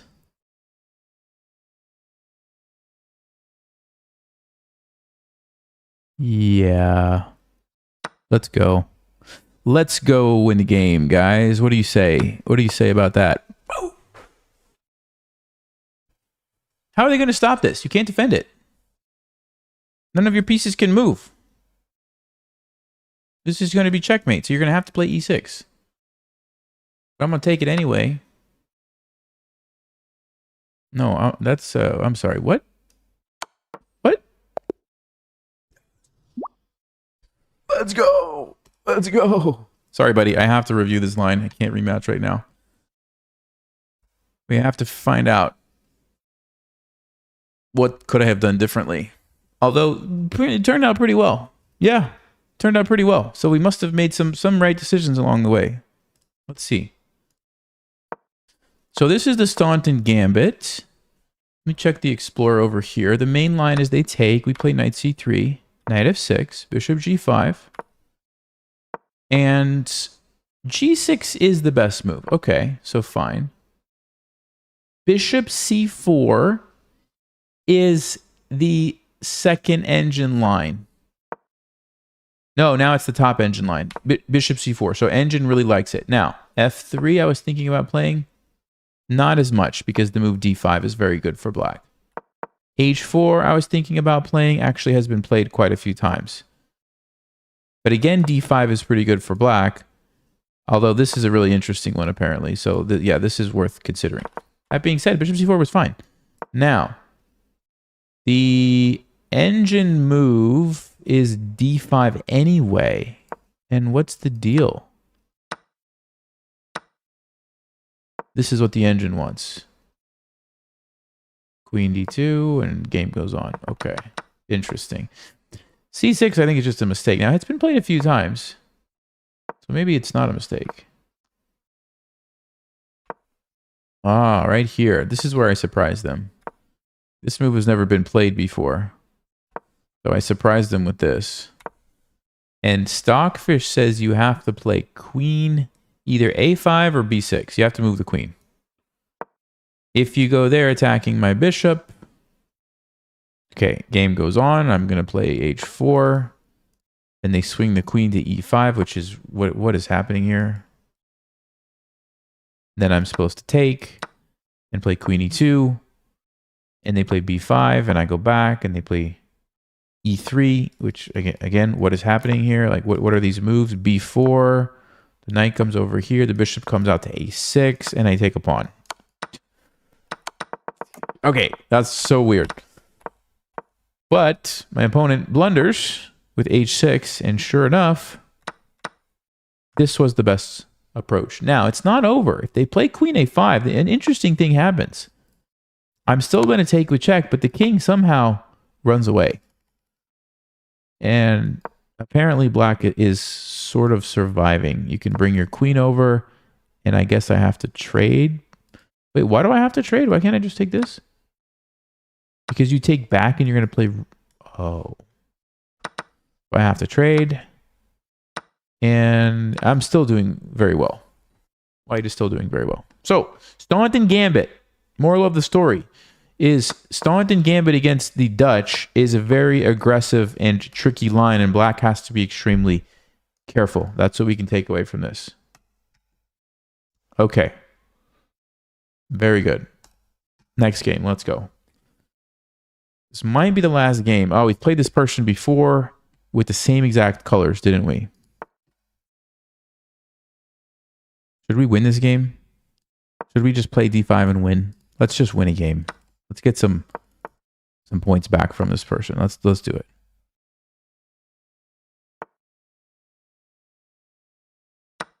Take it. We'll take it. Bring out the knight. We'll put the queen on h5. If they go here, we can either take... Okay, we're going to castle. That's a pretty easy one. Line up here. If they move knight g3, we have two options. We can take the queen, or we can play back here and try to attack. Which one do I want to do? Well, no, actually, if they do it now, they just lose a pawn. So it's not an option anymore. Okay, e5 is interesting. If they push, I think we are winning a pawn. If they don't push, we're winning a queen.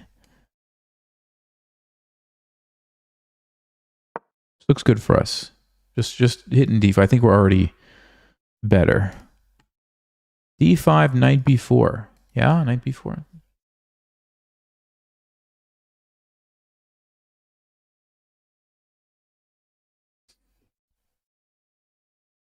Okay, I don't see what they're going to do. But white doesn't have a lot of moves. This is really awkward what they've done here because they've taken away the squares from their knight. Their queen is in line with the rook. This bishop's not really doing anything.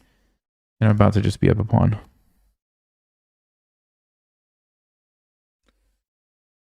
Sharpest opening against the Caro-Kann. Oh, yeah, definitely Von Hennig Gambit. Yeah. People in the chat know that one. Getting tired.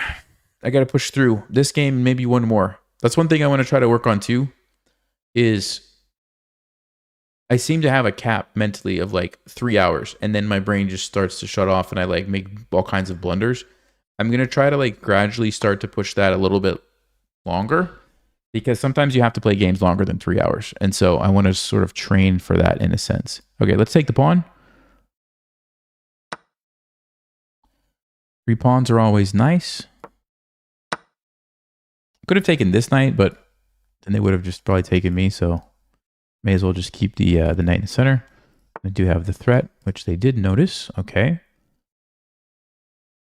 So I want to play f5, f4 and trap the bishop.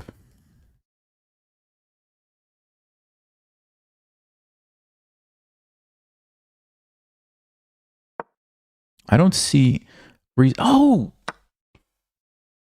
that's the reason why it's not a good move right there. That's the reason. See what I mean? I'm telling you guys, it's 3 hours, 14 minutes, and now the blunders just start happening all over the place.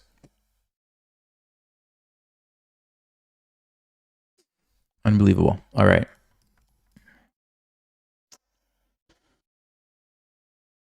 I can still play f4, but what's the point now? Just takes it. Yeah. All right.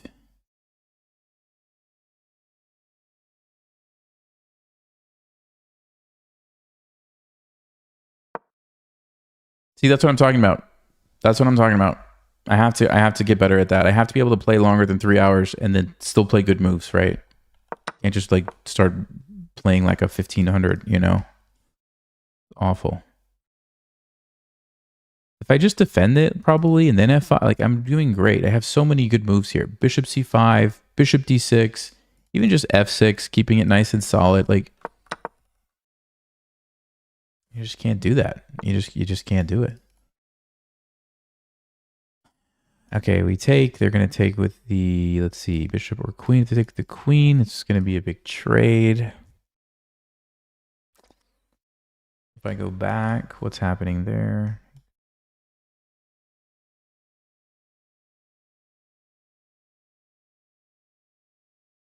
Yeah, let's go back.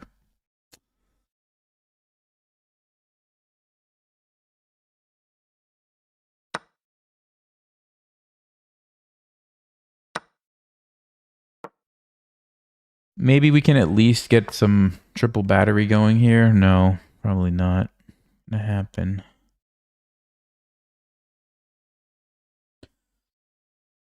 But g5, but then there's just check, so we can't let that happen. So I think we gotta take it. Well, he's gonna take me anyway, actually.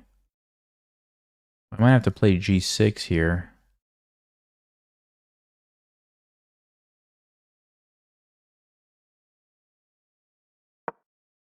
I think we have a tactic there on bishop e5, so I think we can get away with it. Man. Just imagine, guys, just imagine if we're playing this same kind of endgame, but I have an extra pawn like I'm supposed to have because I won a pawn, you know? Like then everything is easy for us. We trade everything and we win the endgame. Now it's going to be a draw. So mad at myself. All right. There's no back rank mates anymore. We can still go here.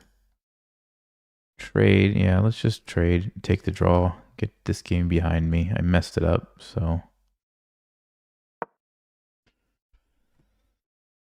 Man.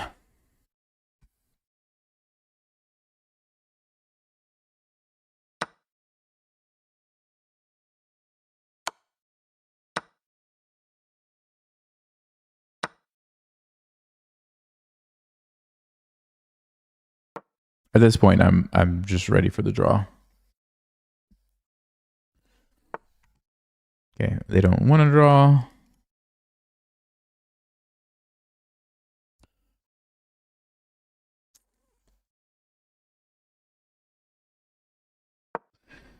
Stop that and also fix the back rank problems.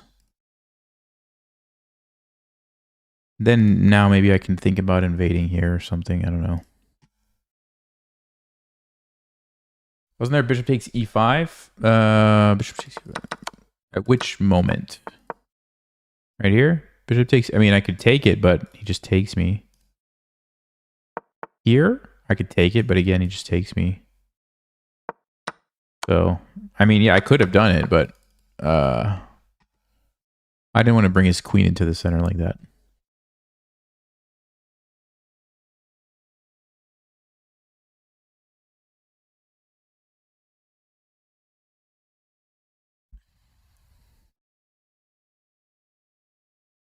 Yeah, for everybody asking about Just Vibes Academy, links in the description. It'll take you to the wait. Actually, there might be a different link I can give you. Let me see if I have it. Actually, let me not see if I have it in the middle of the game. There might be a different link.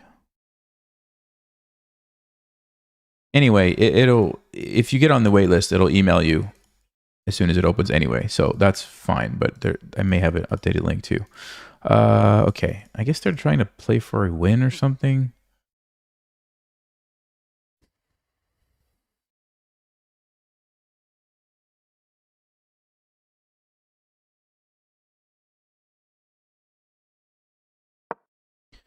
So they can't really do any shenanigans like this because the rook would be hanging. This, I think we just move here. What does that even do? They can't, like I said, they can't ever really move the queen away while the rook is under attack. Which is why this is probably just a draw, because there's not much that either of us can do.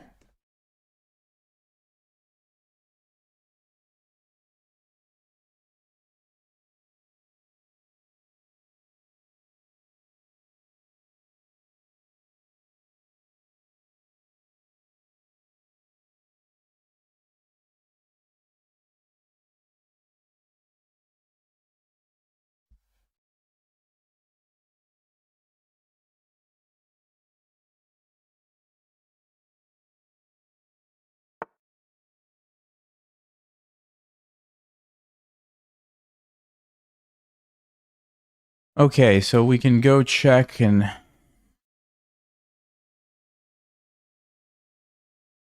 trade queens, which I think is what I'm going to do.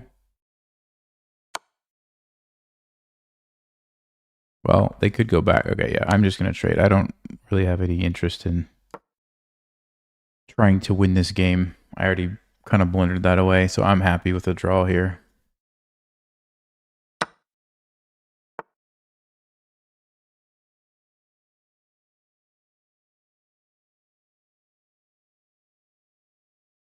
My opponent really wants to play on, so...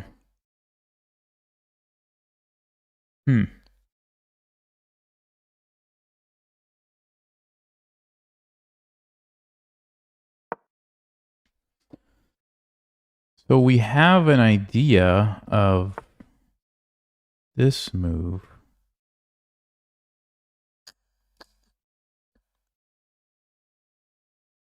Also, this move.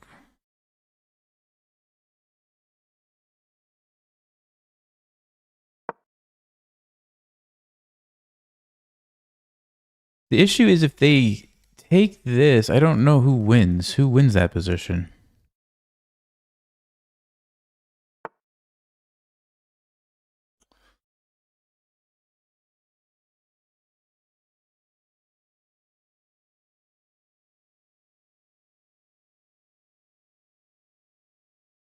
Now it's starting to get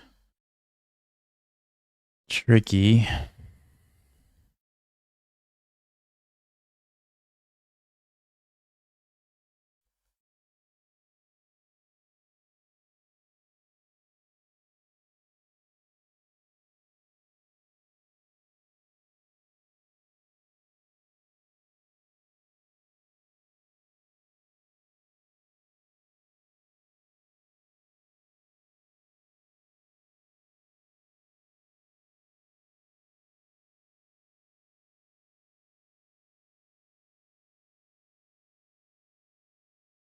I'm really not sure what to do here, guys. I go there, they go there. I take this, they take this.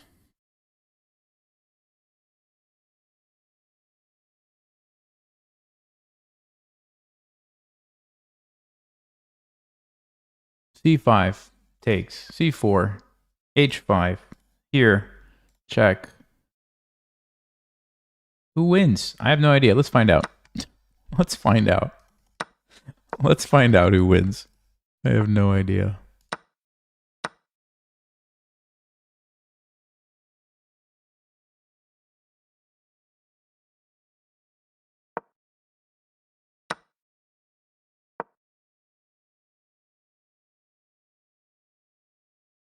I mean, they have 4 and I have 3, so you would think I should win because I'm closer, but it's not that simple, obviously, because they're going to try to stop me.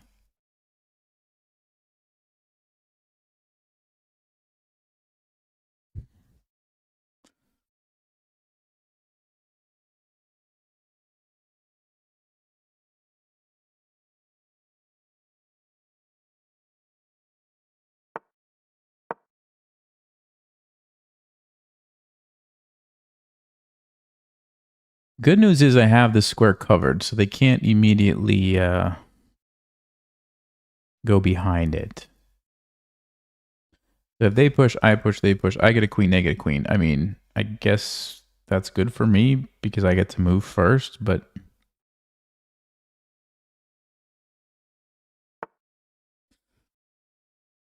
the other thing I can do is try to go behind it.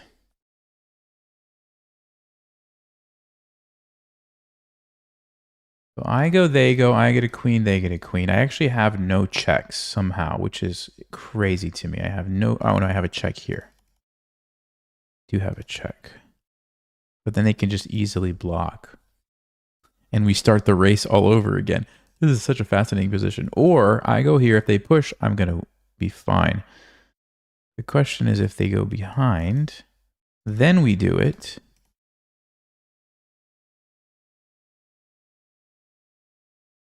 Again, I don't really have any great checks. But their rook is now on h5 instead of f5. Is that better for me? I don't know. All right, let's just do it. Let's just do this.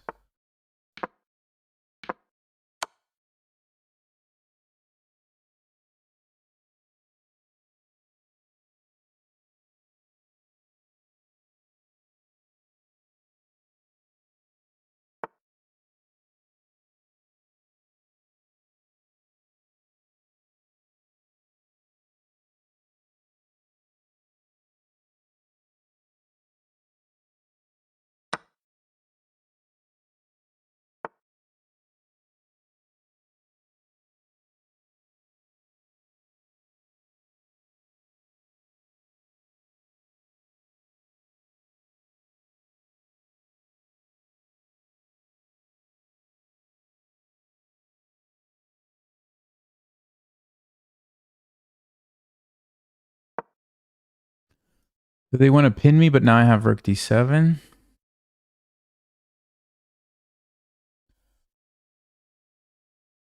If we start racing, I guess it's going to be relatively equal, so I have no idea how to evaluate this position. I mean, I would think equal. But something tells me it's not going to end in a draw now.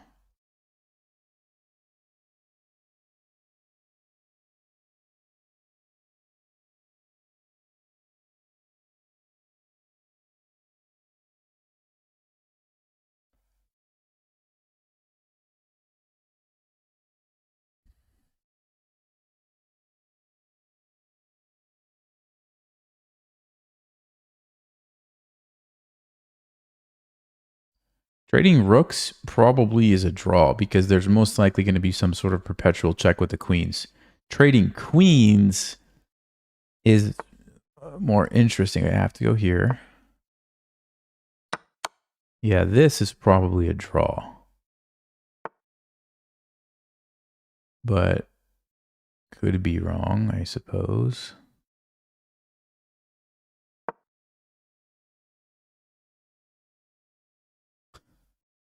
This is actually fascinating, this position.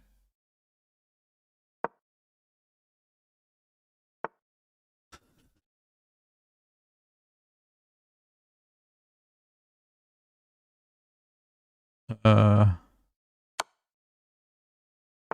don't know.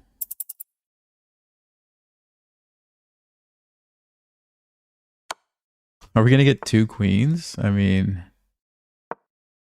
I'm down for that. Let's go. Let's go.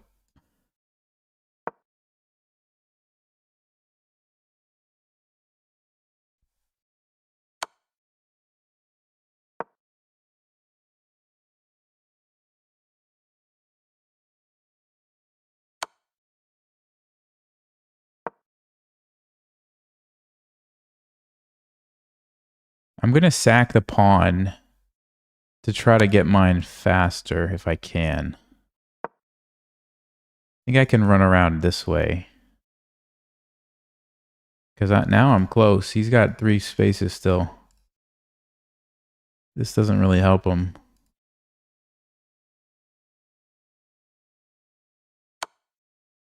Oh, I didn't see that.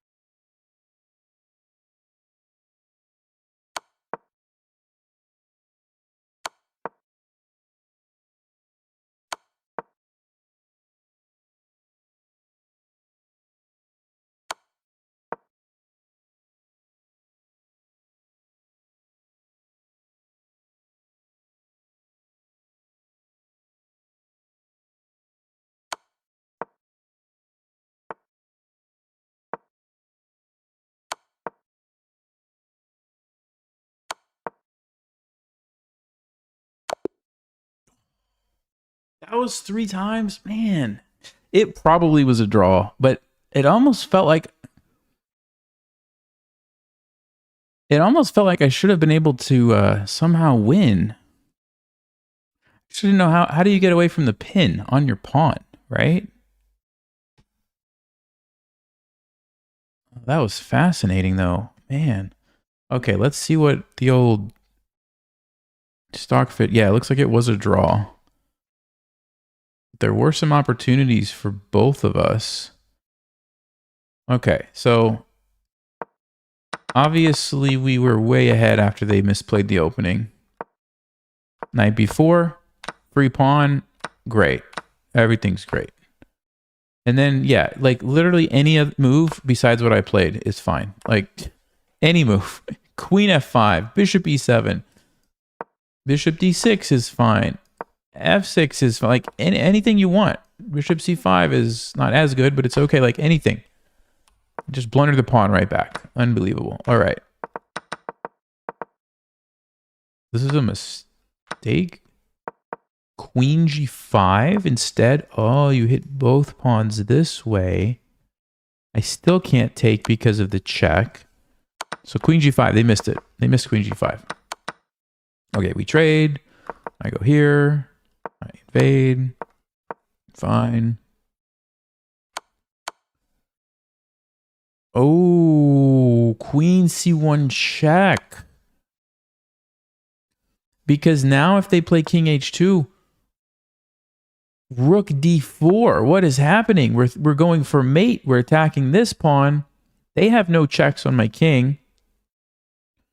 They have to play queen e7 to defend here. Now we take that. We're hitting this. We're hitting this. Oh, I didn't even think about queen c1 instead of queen d1. And again, rook d4. I had my mind made up that this was just a draw, but no, they actually have a big weakness here that I can take advantage of with rook d4. So that was a wasted opportunity on my part. They didn't want the draw. Stockfish would have gone rook d2 here. And actually defend this with a tactic. Look at that. And you've lured the king in front of the pawn, so now you win the race. Now you win the race.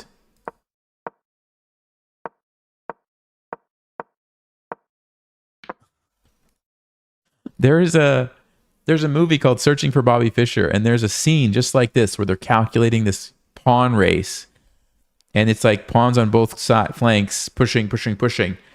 And the one kid thinks he's calculated it correctly, that he's going to get the queen first, which he did, but he forgot a detail that his king was sitting on a square like this. And so it was basically like white got the queen, but white's king is there, and then black gets the queen the next move, but it's a skewer and he loses the queen. It's a really intense, moment in the movie, but it just made me think of that when we're just like racing, because in the movie they're like, he pushes. Anyway, okay, that's interesting. So that's what Stockfish would have done. Taken these two pawns, then put the rook here to set up the tactic to trade and then win. Okay. Obviously, I wasn't going to calculate that. So we ended up getting this.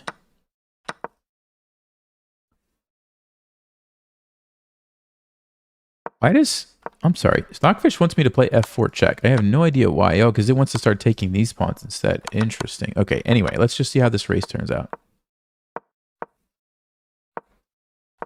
If they go rook f7 check, and let's just say I have to stop them from coming behind. So I have to go like here.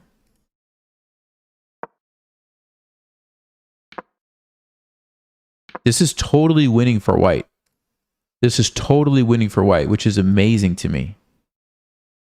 It's amazing to me. I guess it's because their king somehow finds safety. I have no checks. And they're going to checkmate me with the queen and the rook. Wow. This is wild stuff, guys, because it's very rare when you're doing a pawn race that the person who gets the queen first is losing. That is extremely rare. It has to do with the king placement. So the big takeaway for white is that they needed to throw in this check. The reason this check is so good is because if my king goes back, well, then obviously this is going to be good for them. They just checkmate me, or almost checkmate me. They're going to win. If I go over here to get away from that, the problem is I've let them come behind my pawn, and now I have a problem. How am I going to even win this? I have to give it up to try to come behind their pawn, but then they can, I guess, hold on to it probably, or just push a different one or something. So that's a problem. So the only way I can avoid that is going here, but then we just saw what happens. They missed it though, thankfully. So we get this. Okay. Check. Rook takes a2. Rook d2. Yes.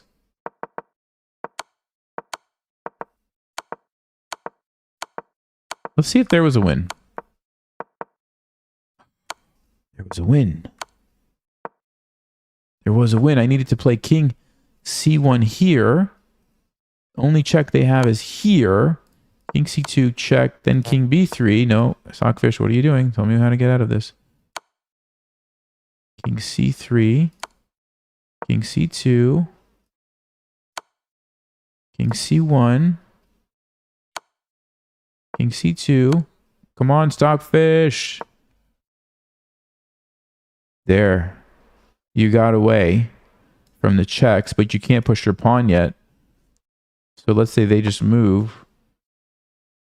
Queen e3. Yeah, this is super complicated. Somehow you get away from the checks, but you still can't push. Okay, I don't care. I want to see the other position.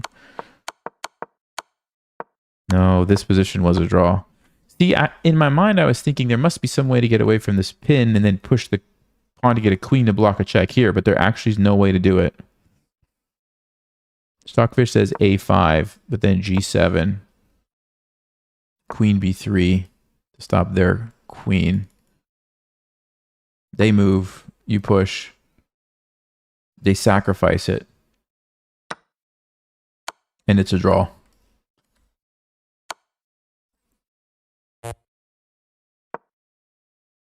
Can't get away from these checks.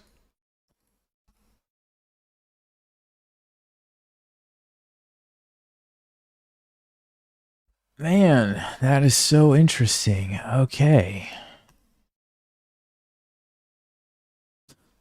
All right. Let's go. Last game. Last game. I'm gonna push for the last game here. Hopefully we get white. If we get black, I might just abort and call it a stream. Okay, white. Great, great, great. 2026. Guys, every game. 1700 bullet. No, there's no way. This is definitely a cheater. There's no way.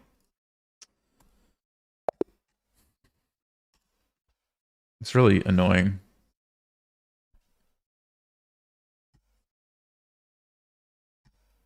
I mean, unless it's like a genius who just started chess in March of this year and is 2400. That's possible.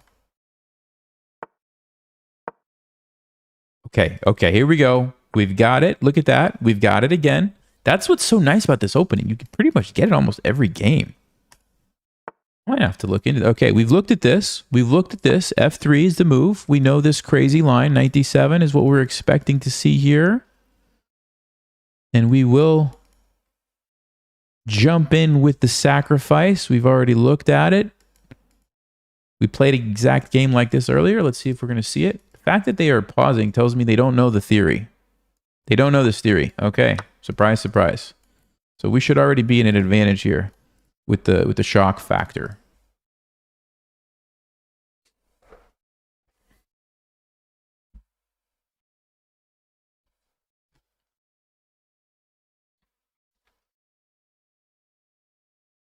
Yep. So we surprised them. They're like, what is going on? Let's see if they find h6. They do. See if they play knight e3. This is the line here, guys. Knight e3, queen e2. Take the bishop, take the bishop. And the knight is trapped. We played an exact game like this. And I remember I messed it up. I messed it up by allowing this pawn to get captured. You guys remember that? Queen a5. We're not going to make that mistake this game, though. No, sir. Okay, they come in. Let's go queen e2. We'll pre-move the capture because they're probably going to take the bishop at this point. Whoa. Whoa. Well, only move must be to take it. There's no reason to not take it. Otherwise, we lose a rook.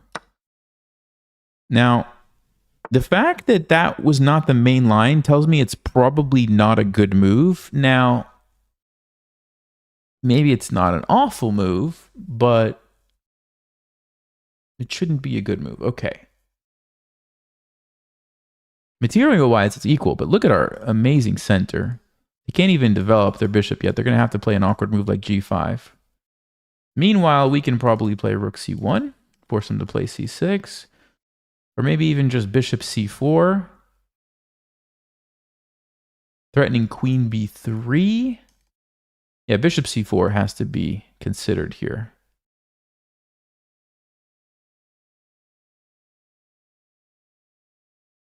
Bishop d3 is probably also okay, but I like the pressure here.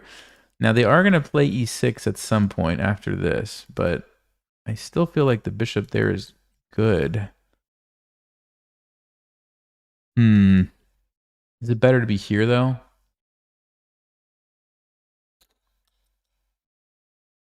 Okay, I don't want to spend too long. Let's go bishop c4. I think this looks really good. We put the knight on e2, we castle. We just have a nice position. There shouldn't... I don't think we have to do anything fancy to keep a nice advantage here. So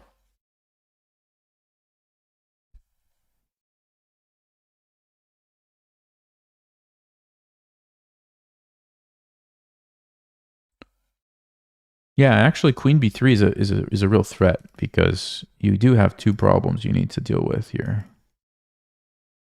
Although I guess takes, check. Can't play e6, but you can go here. Check. Check. Unfortunately, they have g6.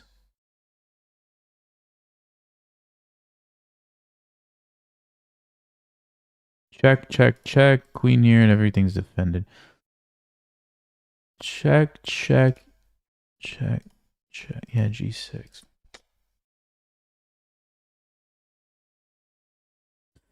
Okay, that's too bad. I guess we just go back. Oh, I'm going to lose my pawn. Here I go again, blundering pawns, guys. Oh, man.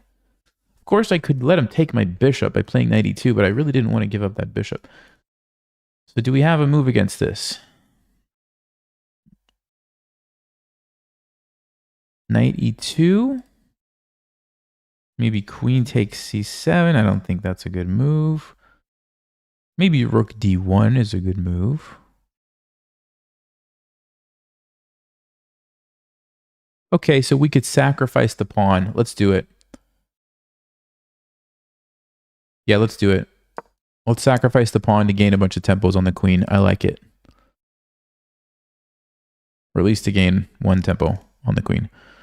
But if you move here, then I have knight e2, bishop f2. I'm going to gain another tempo on the queen. We've got all the open files and diagonals. Black is still in the center. There must be some tactics that pop up for us. Yeah, must be. We could even play bishop f2 immediately, but then there's this check, which I'm a little bit concerned with.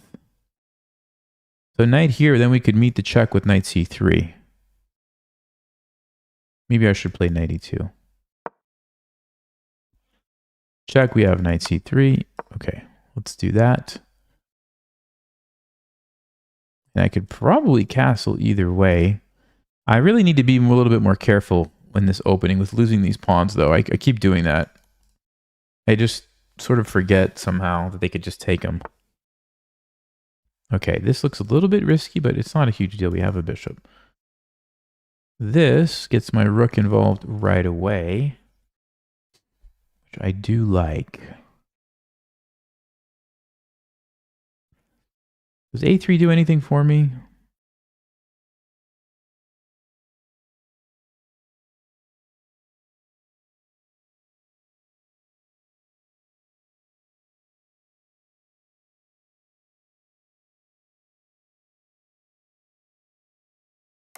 Yeah, let's castle.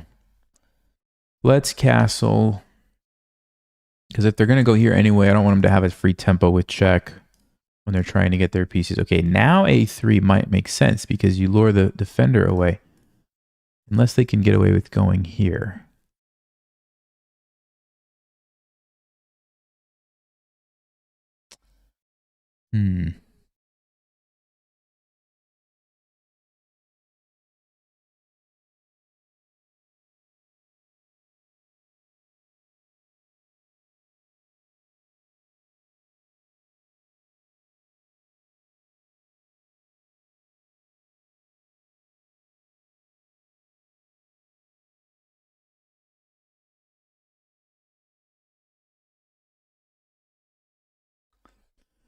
Yeah, somehow I feel like I messed this up, guys.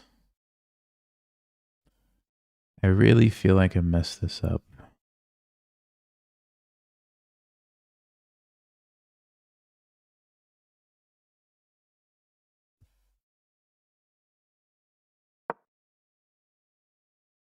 They're going to go here. I think I'm going to play bishop f2, try to keep the bishops on the board. And then king b1 and attack them when they castle. That's my plan. They're going to probably go check, and I'm just going to go king b1.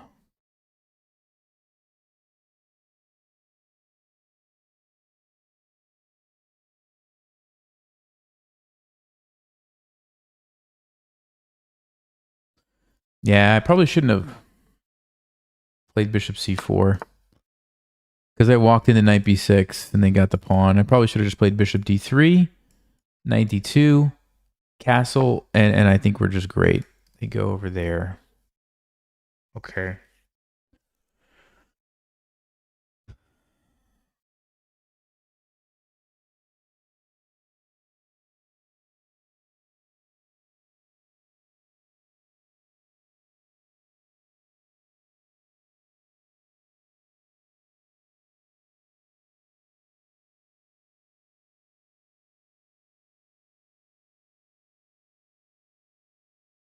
I definitely think they're going to castle kingside. So how do we attack them over there? Is there a way to do that?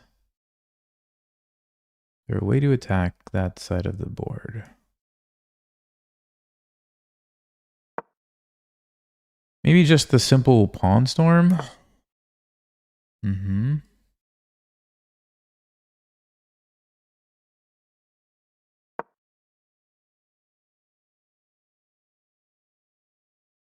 I don't know, just something like b5. Bishop e3, g5.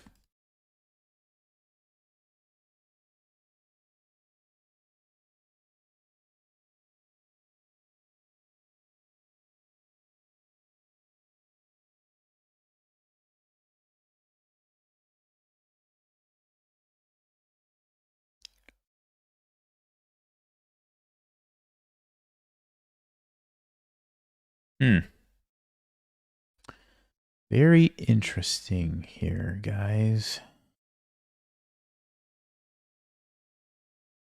Yeah, g5 takes. There's a check. I go here, but we've opened up the h file. I think that's worth giving up a pawn, right?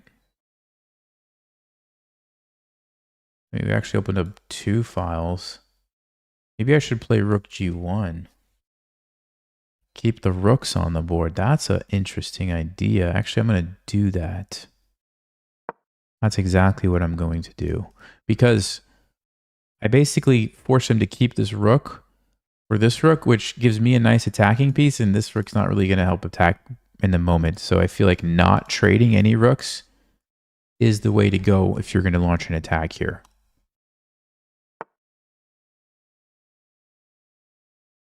Okay, whatever.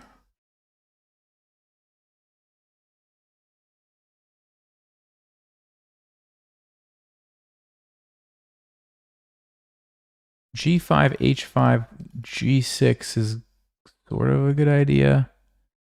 Yeah, it should be a good idea. Because this is going to be the problem. In fact, I could even just take it and trap the bishop, or we go there first.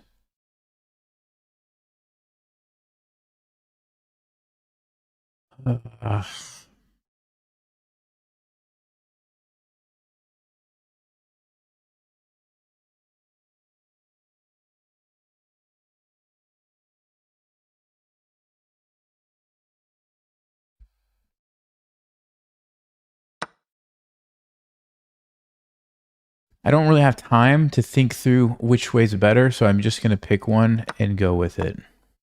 So this way we guarantee that we're going to get the bishop back and open up the G file.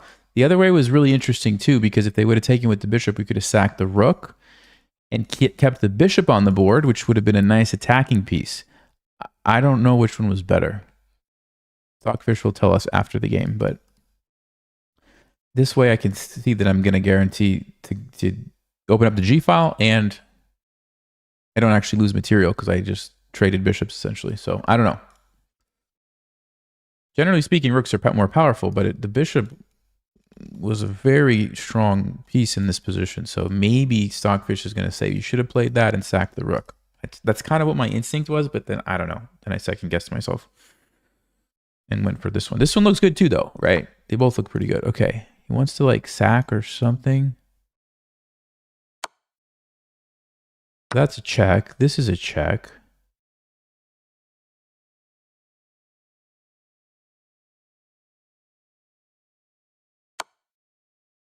Can't really go wrong with checks that open up the pieces. Rook takes G7. Check. Do we win? Do we win? Do we win?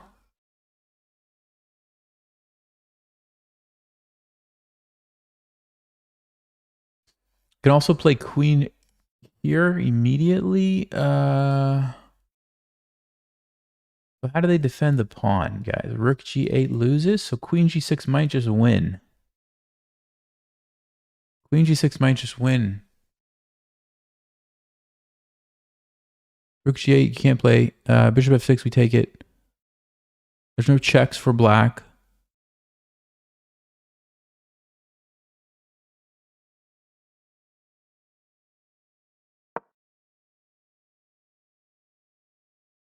Well, there's a check, but actually I have to be careful with that check because if I take with the knight, I lose. If I just take with the rook, they just have to give up a free rook, so probably just winning for us. Oh, Bishop F8. How did I not consider that move? Wow. Didn't even see it.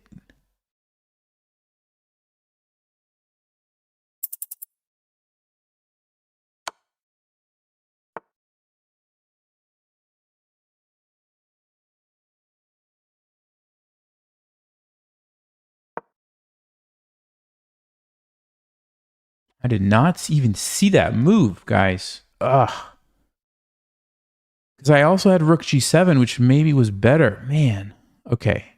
Stay in the game, dude. You got it. You got it. You got this. You got this. You have the H pawn.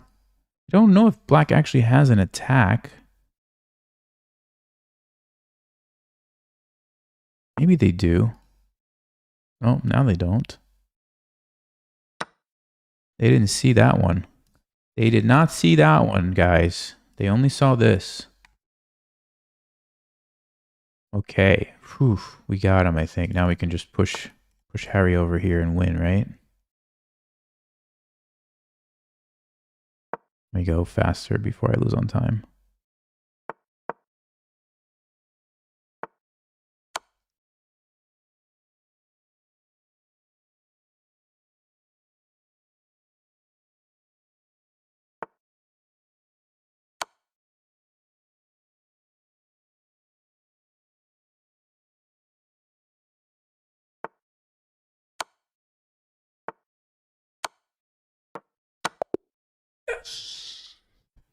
Let's go.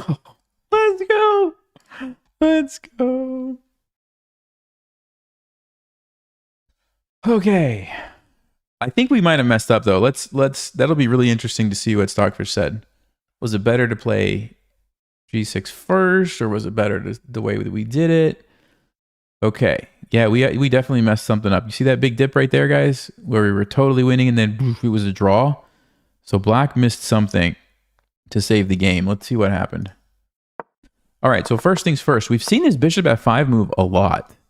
And this line seems to be very good. You just sack the knight and you play E4. And everybody goes for this, apparently. Okay, so this is actually never been played in the master database, but Stockfish says it's okay. It's the third option. And what I'm supposed to do is just castle queenside. Yeah, just defend that pawn. Just defend that pawn right away. Just wait on the bishop. That's what I should have done. Bishop C4 was a bad move. And then giving the pawn was even worse. Stockfish here is like, just let him take the bishop. Keep your pawns. You still have a good position. Yeah, this was a bad decision here. Okay. So we messed that all up. But sort of came back into the game here with our kingside attack. Even though Stockfish doesn't like it, and they played the best move. It got very complicated here. Yes, so this was not the right move. It was better to play g6. Oh. But you don't sack the rook. See, there's not enough of an attack here. Wait a second. If they take you, there is an attack. Oh, they have c4. Block you off before they take you back. Ooh. So what Stockfish wants is you to do this, then take here. And then your rook can come up. Okay. So with all that being considered, bishop takes was actually a pretty decent decision. g6 traps the bishop. They try to attack. We take. Yeah, it's fine. Stockfish says queen e2 is better, but okay, this is more practical. That was their big mistake. They had to play king h8, which is really interesting, right? You would think you want to get rid of the opponent's pieces, but no. In this case, the pawn is defending their king because I can't go through my own pawn somehow. Like e5 now doesn't really do anything for me. Remember before it opened up my queen and I attacked their king with it? So that was their big mistake. King h8. Instead, now e5 is winning. Yeah, the best move was rook takes g7. If I would have noticed bishop f8, I would have played it, but I didn't see that. And in my mind, I was thinking here, check. And if they go here, I guess I was thinking queen g6 was going to win. Yes, it does, because you have multiple checkmates. They can't stop everything. And then if they, the only one I wasn't sure about was if they went here. And I think I probably would have still played queen g6, but I wasn't quite sure if they had any moves. Apparently they don't. That's just checkmate. There's, oh wait, no, that's not the checkmate. It's this. This is the checkmate. So yeah, rook takes g7 was the way to go. Man. Okay, yeah, this one, unfortunately, they do have bishop f8. Now, it was still a good position for me, but... Oh, that was the mistake. I had to see knight e4. Only winning move, knight e4. Threatening checkmate. This is not a possibility because of my knight. Wow. Wow. They can't stop this threat. Let's just checkmate and they can't stop it. If they try to use the bishop, now we can sack. And the other guy comes over. And we have a checkmate. Oh, this is checkmate. This is a fun opening, guys. I'm like very pleasantly surprised by this opening. This is cool. Verasov attack, man. Wow. There might be a new course coming in Chess Vibes Academy with the Verasov, because this was fun. I feel like I could pretty quickly like compile all this into like a short little 2-hour course teaching you guys all the basics, and that might be cool. Man, that was good. All right, guys. Links in the description. Get on the waiting list. It's opening on Monday. Chess Vibes Academy. I will see you guys there. 4 hours. We did 4 hours. And we ended on a good win. That's a good sign for me. Just for like when I play in some tournaments, I need to get the mental endurance going. All right. Thank you guys. I'll see you next time. Have a good weekend. Don't forget, Monday. See everybody there.